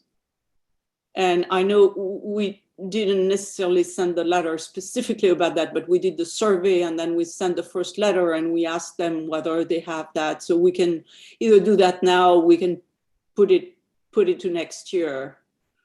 So that was one thing about the corners, right? So that was about capital, because we have, it would be, and then, I mean, I'm breaking my own rule. And then the expense request, did we have more stuff? Well, we'll add what we just said. We have that left turn arrows. We have that build the bike lane. So build the bike lane, we'll add that into the capital expense, as we just discussed. Sarah. Yeah, Christine, either you or maybe Colleen, I believe last year we'd put in repaving the 8th Avenue bike lane. And at least the last time I wrote it, still felt like maybe it wasn't fully repaved. Are either of you able to just confirm whether that was fully done or not? Because if not, it might be worth re-raising. It's Colleen from DOT. It hasn't been done yet, but we are looking to do that as I speak to you here tonight. I'll get all the confirmation. I'll share it with the community board, but that's on our list to do. Okay, that'd be great. Because at least the last time I wrote it, felt like it was still. Point of information, they are redoing the bike lane. I wrote it today from 14th Street staggered till about 23rd. So they're milling it, what you call milling it, and that's today. Maybe Colleen can ask. I can ask a question. I thought of it at the time. Is when they do that to the bike lane, can they put in a small protected temporary bike lane while they're milling the current bike lane? Because I had a ride in the middle of traffic. I'm glad they're doing it, but I mean, while it's going on, could they at least put a temporary bike lane in? Yeah, you know what? I'll raise it with Hayes, because I know we started, to do that, but I wasn't sure what segments we were at, but I'll find out from him. And then the other thing is that as they are redoing 8th Avenue from 30th Street to 38, the bike lane is going to be rebuilt on the outside. So it's going to be like a brand new bike lane. You know what I'm saying? They are going to widen the sidewalk, and the bike lane is going to be moved to the outside of the refuge. So that's going to be on a brand new piece of, so that section is going to be by definition redone, in a sense. Just like they redid, you could say the section which was between 38 and 42 was redone because they moved it out. So it was put on a piece of asphalt, which was really clean, right? Does that make sense, Sarah? Okay. All right, so we have Rob now. Yeah, I don't know what was decided. It may have been a while ago, but anywhere there's a bike lane and there's either right-hand or left-hand turn lane, of extending the bike lane so the motor vehicles know that there's a bike lane when they're turning, so they could see it. It goes across. Yeah, we have the street. We have that on our list. Okay, cool. Okay, Alice. Hi everyone, newbie question here. I would like for clarification to help me to understand regarding the MTA to help us create a station at 41st Street and 10th Avenue. The agency listed is TA. Can you tell me who TA is and where do we stand on that project? No, the agency should be MTA. MTA, okay. So it's, okay, so the special is just missing the M. Got it. Thank you. Yes.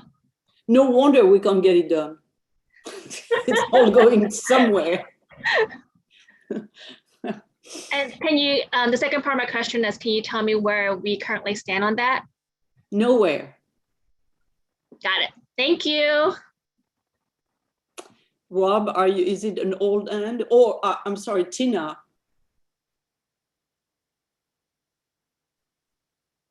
That was old, sorry. Okay, Rob, is that an old end or a new end? It's an old hand. But I was wondering, is there a way of also possibly getting in a few more bike stops? You know how there's the regular lights to go green, rail, and red, but having a few in high traffic situations, there's a lot of bike lanes that really should have a stop red for bikes, and they're not knowing because there's a turn lane also happening at the same time. Yeah, well, we'll add that to our, dangerous intersection description, because the whole point of those dangerous intersections is that they are turn lane to the left, which are not protected. So we can add the details into that description, and then we can prioritize them. Okay, thank you. Okay. All right. So I think this is good. We have a set of stuff that we can add to, and we'll go from there. So now I'd like to turn to new business, and we have 3 items of new business. And I think since Marian has been waiting patiently, we want to listen to what she has to say about her situation. Marian, Janine, can you bring Marian? Yeah, she should be over now. Right. So Miriam, I'm sorry, I'm messing up with your name. Okay, no, it's okay, Miriam. Thank you so much. And I've been patient and waiting and learned so much from you guys. And I want to be work together with you with my complaint is to make the city better and safety for all of us. If you see me out in bed, I want to give you a little bit of tour of you guys to see how I am right now. This is me, super broken on my body. I'm disabled right now. I get hit by an electric bike last year and the wrong way bike. And I tried to work with the community board, call Cody Johnson and everybody to make loss enforcement for the bike and the wrong way, sidewalk and red line, and nothing happened. I like the bike idea, but we should have I have a lot of idea, and I would love to write something as a presentation to you, like those people, beautiful presentation. I don't have it right now, but I have a lot of good idea to help, and I would like to be together with you because right now I'm disabled, and I'm a widow mother with my daughter in college, and I'm destroyed because the bike and the wrong way. Last year, September 23rd, just on my lunchtime, about to cross the street, and I get 2 broken ribs, a lot of injury on my face and my hair. I got a concussion.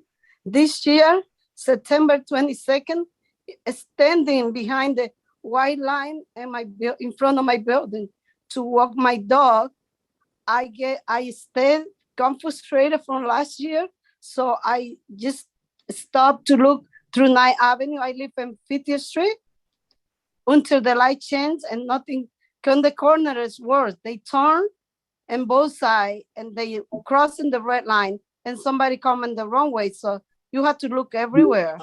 So in the middle of the street, I had a chance to look on both sides and then cross. That's what I've been doing. So I look through 9th Avenue and wait. He might be on the phone or something. Good citizen who made a wrong choice because he stayed to help me.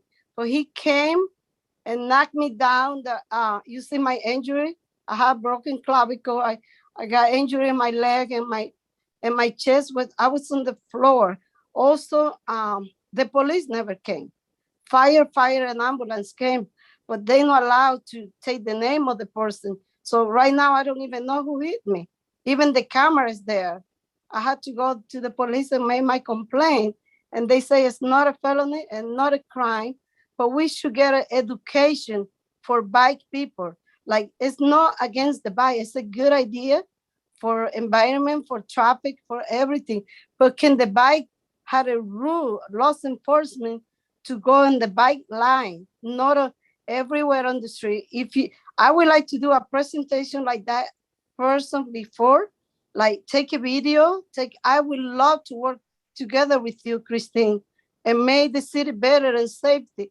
I'm very involved in everything on the community to help. I send the email to you about me, and it's unfair. The elderly people cannot go outside.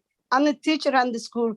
People are afraid to walk with the children when we all should be thinking about safety. We should have a commercial. So Miriam, I emphasize, I feel terrible about what happened to you and how handicapped you are.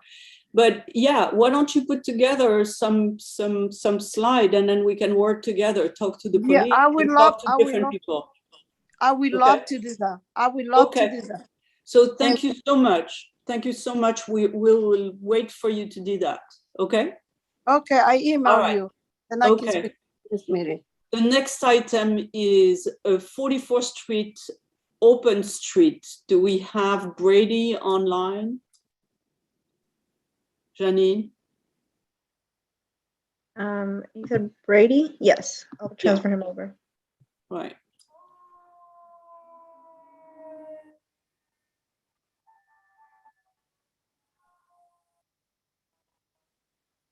Here's Brady. You are on mute, Brady. Yes, hi there. Oh, okay, here it is. So, Yes. Brady, I mean, this issue came up in the last 2 days, and I think Brady is the principal at Beacon School on 44th Street, and I'm going to let him explain to you what is the issue and what is the proposed solution. Thank you, Christine. This year at Beacon High School, we're actually over-enrolled, which makes even more of a challenge with social distancing and COVID safety regulations. So we're seeking ways to reduce the overcrowding, particularly during our lunches in the cafeteria. Our main entrance on 44th Street across from PS 51. So that school has had an open street or a version of open street where the street's been closed for periods of time, both at entry and dismissal. Last year, for example, this took place. Now that we're over-enrolled, we have 1,539 students at Beacon. In our building is also a District 75 program that serves up to 150 students. PS 51 across the street also serves a large number of students and releases at around the same time, 2:15 to 2:20 in the afternoon. And we're also, to reduce overcrowding, we created a schedule that has 3 lunches this year.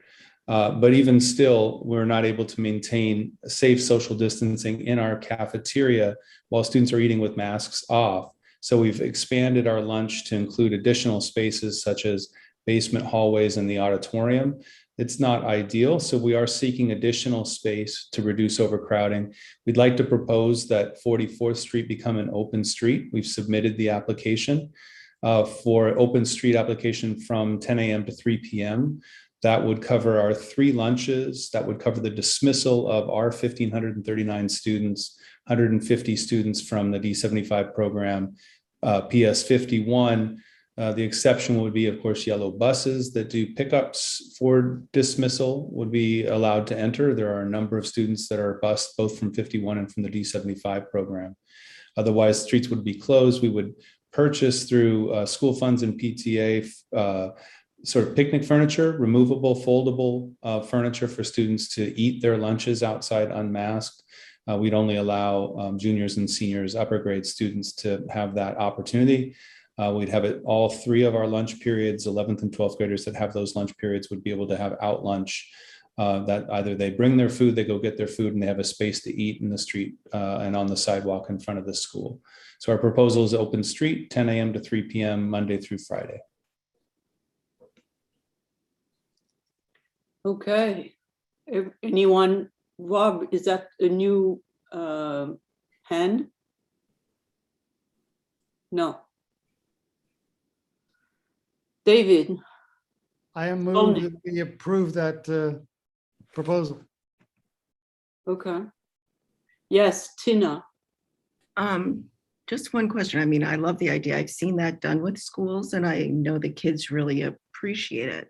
The only thing that caught my ear was the buses coming into the area while, I mean, we're dealing with high schoolers, right? So they can, if they're tossing balls or playing ball in the area and then school buses come in, is there going to be a problem?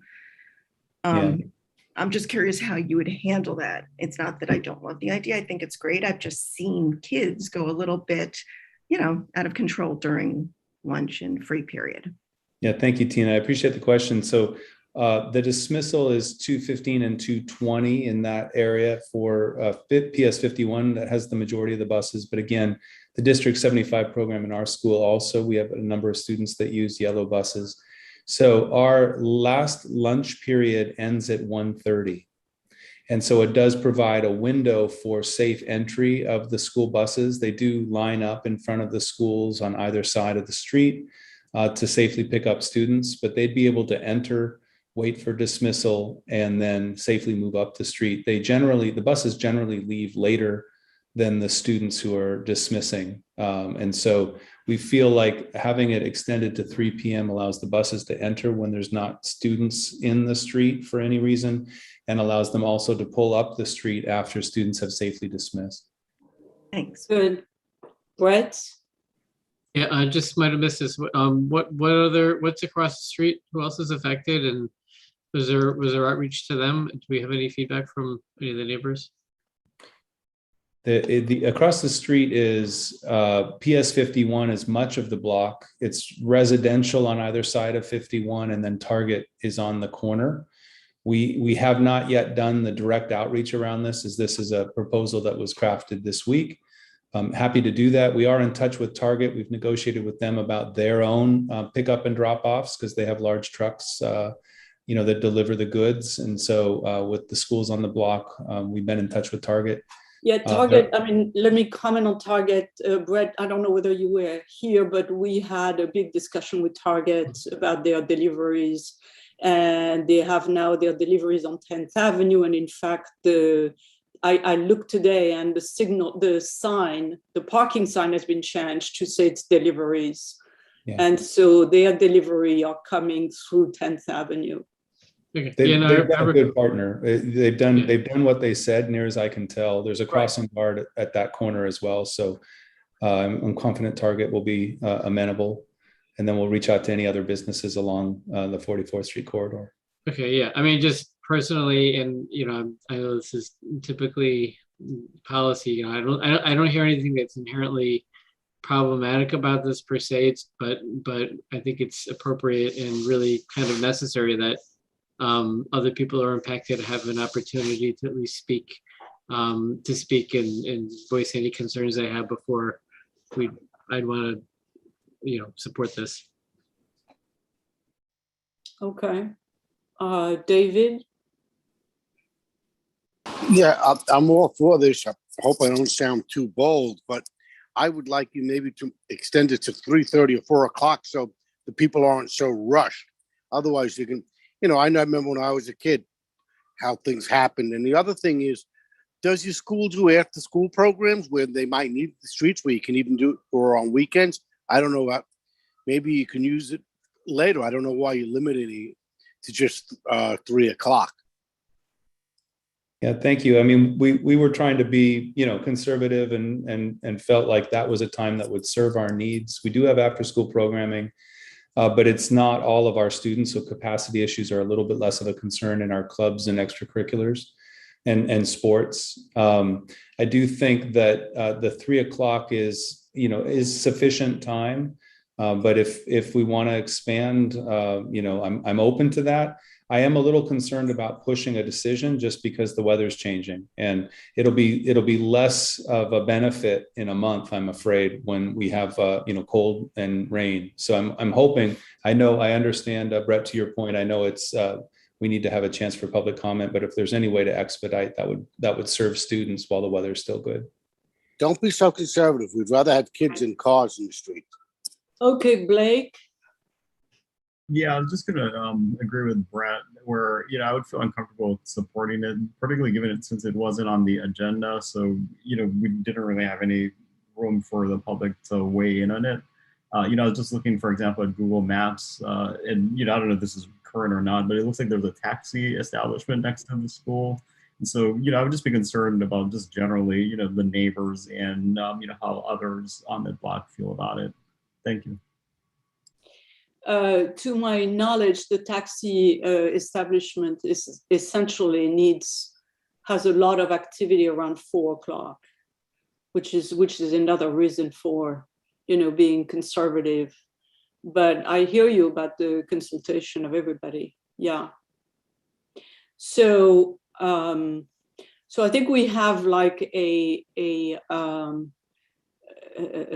little bit of the situation. Maybe what we can do, and we do that sometime at business license, is to say we want to be supportive,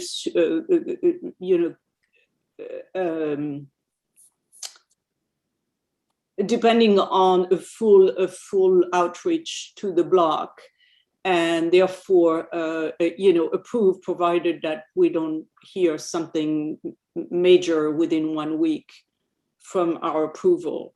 I think most of the people are the school, and then the other business is just the taxi organization, which is there, and hopefully we can get that done within the next few days before it goes to the full board.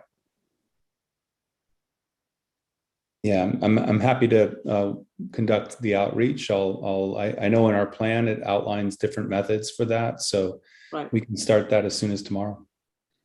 Okay. Yeah, it's Colleen. I from DOT. I was recently on that street on Monday, and I agree with what Christine said. The taxi, you don't see that much activity during most of the day. It gets busy, I would say, after 4 o'clock. And I was there with residents from the Gotham West building who I know would totally support this because, of course, it benefits the children. And the time I was there, I did not see too much traffic, to be honest with you. And I was there from 11:30 up until 12:30 or so. And I know DOT would support this as well, just so you know. Thank you, Colleen. I think that the 10 a.m. start is also a recognition that there is some morning crosstown traffic along 44th Street. And so to appease, for example, UPS, that their trucks leave early in the morning, we wanted to avoid closing the street before their trucks exit. And we also wanted to end at the end of the afternoon before the taxi really sees driver shift changes and increased taxi traffic around 4 p.m. That makes a lot of sense. So I would recommend that we say that we support the program, and we are asking Brady to do robust outreach on the block within the next week, and we want to report on that. So if we hear that anybody has a problem, we'll go see them, and then we can say at the full board what's what. And if somebody has a real problem, then they can come at the full board and say, well, I'm not in agreement on that. Is that okay? All right. Sounds good. Yeah. So we have somebody makes a motion to. Well, I already made the motion, but we need a second. Amended as you just described. Right. All in favor? Aye. Okay. Aye. So Brady, you have to your work cut out for you, and let me know if you need any directive or help. Okay. Thank you. I appreciate it. Thank you, everybody. Okay. And then the last one is Blake. You want to make a report on the 5G? Yeah, so thanks, Christine, for the time. So Christine and I were on a call regarding a new Link NYC design. So you're probably familiar with the ones that are currently out that are probably, 7 feet tall on the sidewalk. And so, Department of Information Technology had a presentation about the benefits that these links bring. They do provide broadband within a certain radius of the units, but now there's a new design for these links that is quite tall. It's about 32 feet tall, which is about the same height as a street light pole. And at the top of it, there are these kind of round cylinders that house 5G equipment that is rented to carriers. For example, like a Verizon might purchase the space or rent the space in these canisters because they do need to be high up, and there needs to be a network of them in order to power the 5G technology that you might subscribe to as a cell phone subscriber. And so, the idea is that the Link program itself has not been able to successfully rely on the ad revenue from the units that are currently in place. So this has been proposed as an alternate source of funding for those units. And so DOIT wants to install these targeting 13 community districts that are underserved by broadband. So primarily in the outer boroughs, as well as above 96th Street in Manhattan. But, I think the concern is, number one, that these are real eyesores. In my opinion, they're very tall. I know we're all concerned about the sidewalk space, even with the current terminals, but these are that plus very tall and quite bulky at the top because of the canisters that house the 5G equipment. And, I think obviously there's some benefits to having broadband access, universal broadband access in more areas, but I think the trade-off there needs to be more fully investigated, before they are resided in our community district. And so, what I would propose is that we write a letter asking expressing some concern about this new design and requesting that we have the chance to provide feedback before any of these new Link designs are installed in our neighborhood, which isn't currently the immediate plan, but once they start rolling out, they could potentially roll out into our district as well. I was trying to find the thing online to see the drawing. Yeah, I think the URL is nyc.gov/link 5G, which I can put in the chat here. Janine, can you try to go there and share the screen or something like that? Let me see. Within the email that was sent around? Yeah, I just put the link in the chat where there's a picture. Oh, it's in the chat now, right? You put that in the chat. Okay, I can open that. Let me see.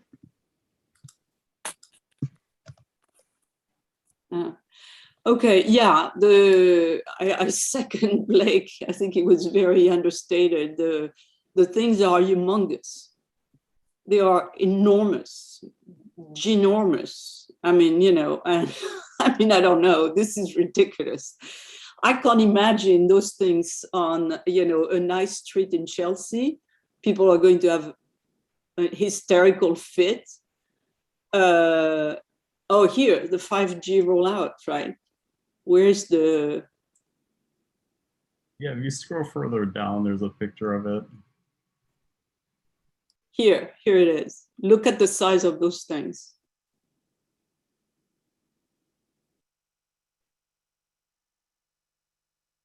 Yeah, this is, and so what you see on the top, those 5 cells on the top, what is those 5 cells are each hosting a repeater for, like, a cell phone repeater, for each of the major network. So there is one for T-Mobile and one for Verizon and one for AT&T and one for that. And then, so the UITT tells you, well, what we are doing is improving the life of underserved neighborhood. But indeed, unless you have a subscription at $100 a month with each of those vendors, you are not getting anything. I mean, you are getting what is done today with a Wi-Fi network. So that on the top is really like a rental of space and funding the rest of it.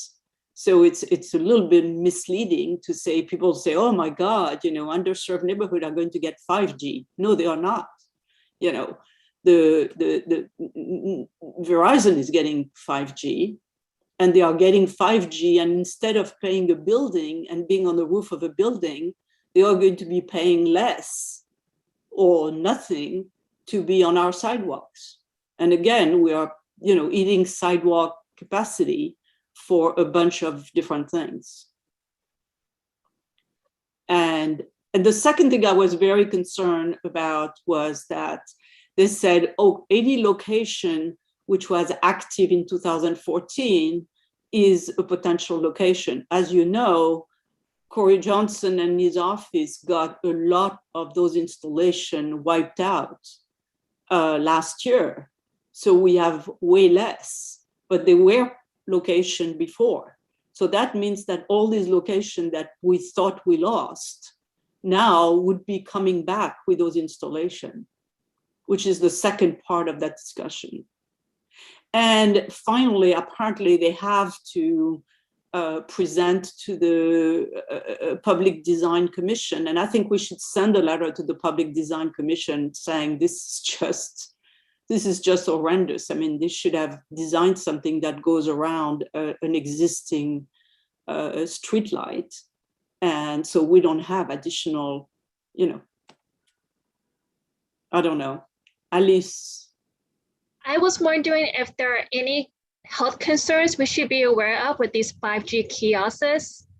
If we don't know. That they're transmitting. We don't know. Plus, they told us that those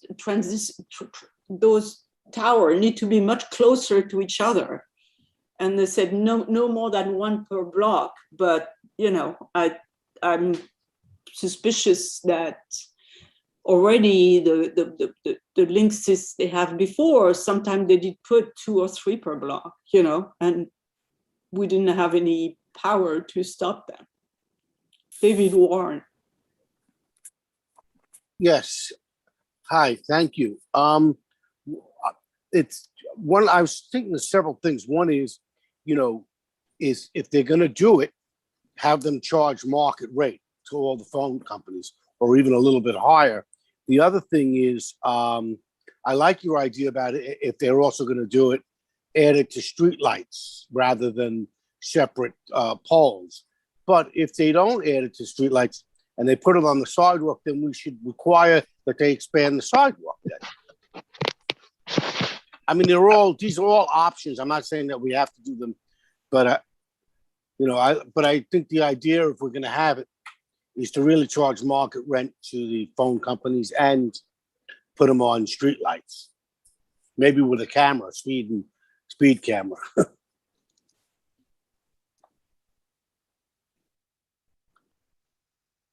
Yeah, so this is depressing. Any other idea? I think David Solnick, you had your hand at a point of time or not? Or Sarah, you had your hand? Is it worth us? I mean, I agree. And I think this is pretty horrific. I had like an inadvertent reaction over audio. I think as you brought up this photo, it's really horrific. I like your idea of writing to DPC. I think it's worth us taking like a pretty aggressive stand against any installation like this. I mean, David, I think those are good creative ideas for alternatives, but I just think this is really a poor use of public space. And it has quality of life implications. I mean, you see it blocking trees, it's large. I wonder, Christine, if it's worth us even trying to have like a meeting with Do It to understand, obviously this contract is not working out in the way folks thought it would, and that's why they're resorting to this plan. As Blake explained, they already signed the contract. Oh, so this is definitely happening. Yeah. Oh, this isn't even like they're proposing it. No. They went and very under the table kind of changed the existing Linksys contract to salvage the existing, the existing contract, for which the companies say we are, bankrupt. They say they are bankrupt, but they are a division of Google. Give me a break. They are not bankrupt. So they just wanted to be out of that contract. They didn't like it. They were going to lose money. And so they said we are bankrupt, which is ridiculous. It's Google again, and I think that's the way it is. And then the people of Do It have changed the contract and say, oh yeah, it's a great idea. Let's do 5G. And the 5G is going to bring a lot of money to Google to do the rest of the thing instead of them living up to their expectation. Mm-hmm. So I think the design commission is the last place where we can say, where they can be stopped and say, Mm-hmm. look, we don't want it on 8th Avenue. We don't want it on 9th Avenue. These are old avenues. We don't want it on the side street. It's horrible. And, we need to play the design thing because that's the last place where we have a play. Plus, we need to say we have a whole slew which were removed, and we have no intention of putting something back. Mm-hmm.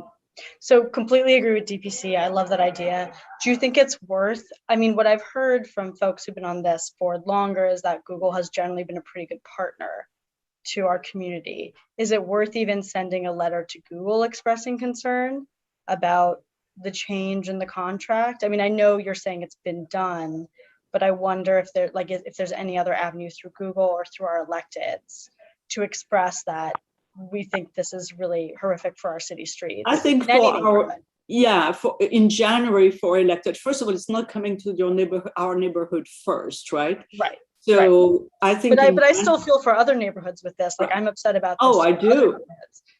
We could say the minimum space between that and the wall could be a minimum of 15 feet or 12 feet for something like that. We could add that, like some guidelines.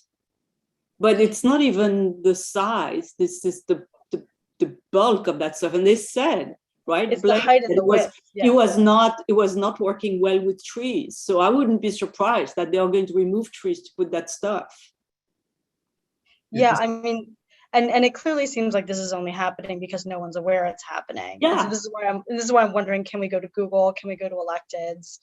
I think we should. We should. Can we just really kind of go all out on this issue and really be like, we are categorically opposed to this? One more to add, I think, Sarah, to Sarah's point, is the LPC, the Landmarks Commission, since apparently they would need to go in front of LPC to put them in historical districts, which a portion of our neighborhood is covered. And Christine, I pushed Google as an idea first because I do think it seems like they care about their reputation in the community. And so, I know this is a branch of Google. And so if we can maybe direct it to whomever has been a good partner and responsive in the past, maybe we can get some more attention from the corporation at large. Yeah. It's a great idea. I think it's a great idea. Okay, Brett. Yeah, I just can we recommend these go to New Jersey? They look so tall, they probably would still work in New York from New Jersey. Say that again. They look so big, and I don't know. But I agree with the sentiment that this is just it started with a little kiosk to replace our phone booths, and this is what the new phone booth looks like now. This is right. This is not a slippery slope. This is an avalanche. Right. So I think we got to bring it back to our electeds and say, this was really meant to be a way to get the phone booths removed by allowing some advertisements to go on something that was the new technology. But this is not getting out of hand. Typically, cell towers that's rented space that or bought space. It's not something that goes on a public right of way. Just because we live in a dense urban setting where space is hard to come by. I mean, they put radio towers on tops of buildings. There are all kinds of innovative ways. I mean, there's absolutely no reason why anywhere anywhere around the Google buildings they should have to put something anywhere near a sidewalk, because Google owns those buildings. This is a monstrosity. It's just let's get the phone booths back. I like that. Give us the phone booth instead, right? Rob Walker. Just for clarification, so originally we basically agreed on these monoliths as a replacement for our phone booths, but in addition, Street Labs also turned around and said, hey, we're also going to supply the community with free Wi-Fi, but we're going to data mine all the information we can get out of them and make money off of this as well. But now, the ones that we've removed because of situations, they want to put up these big monstrosities, then they want to turn around and they want to lease to the cell phone companies for 5G being placed in there. Are they still going to supply us with the free Wi-Fi, or has that gone bye-byes?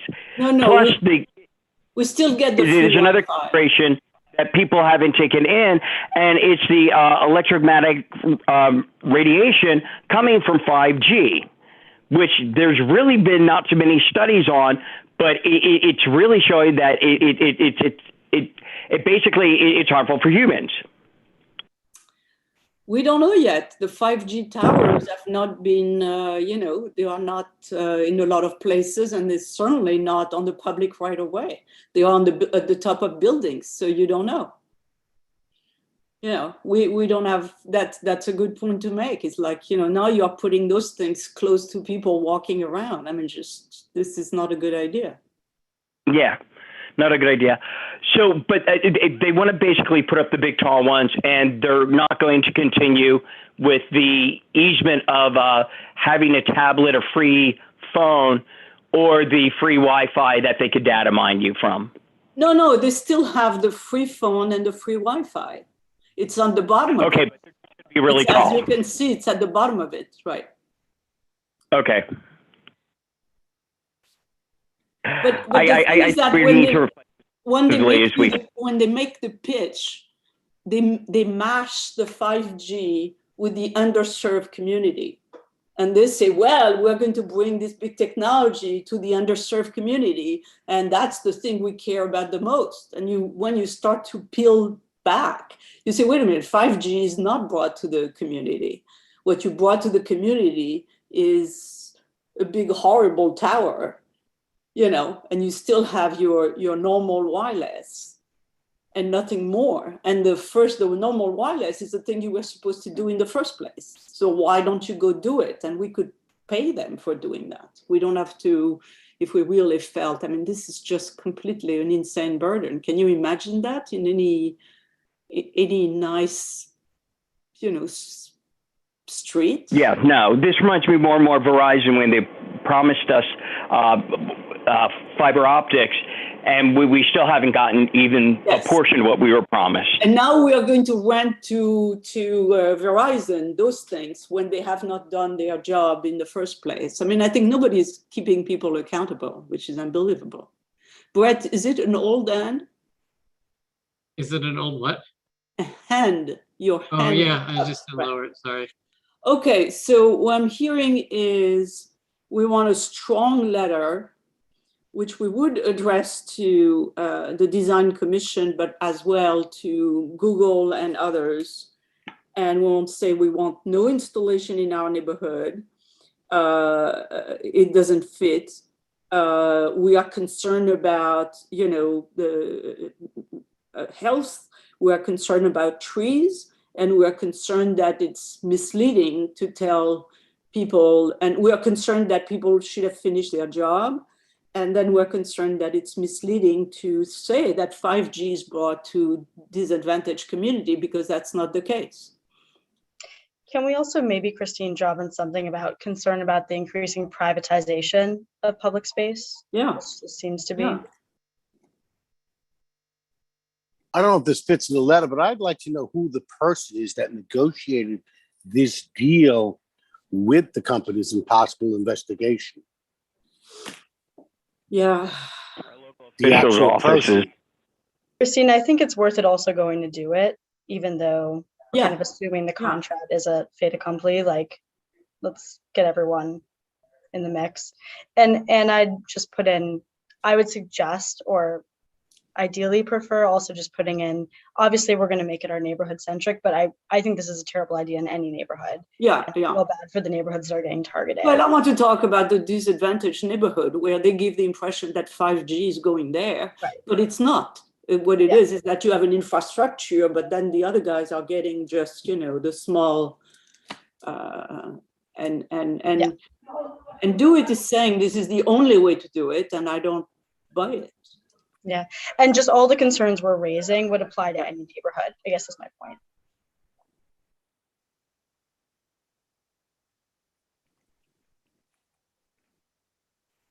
And I can't believe the transparency. I mean, that they did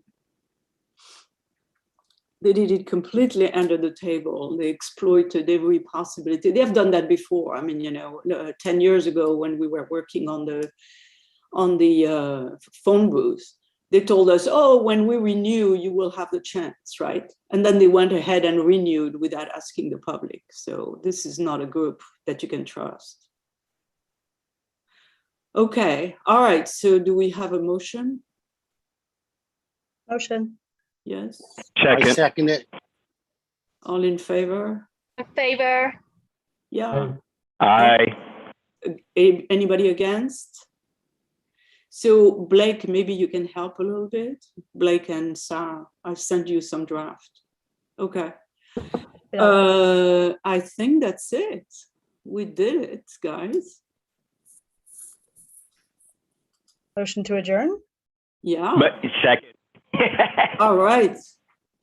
Thank you so much. That was very productive. Thank you. Thank you. Very good. Good night. Bye-bye. Good night, everyone. Good night.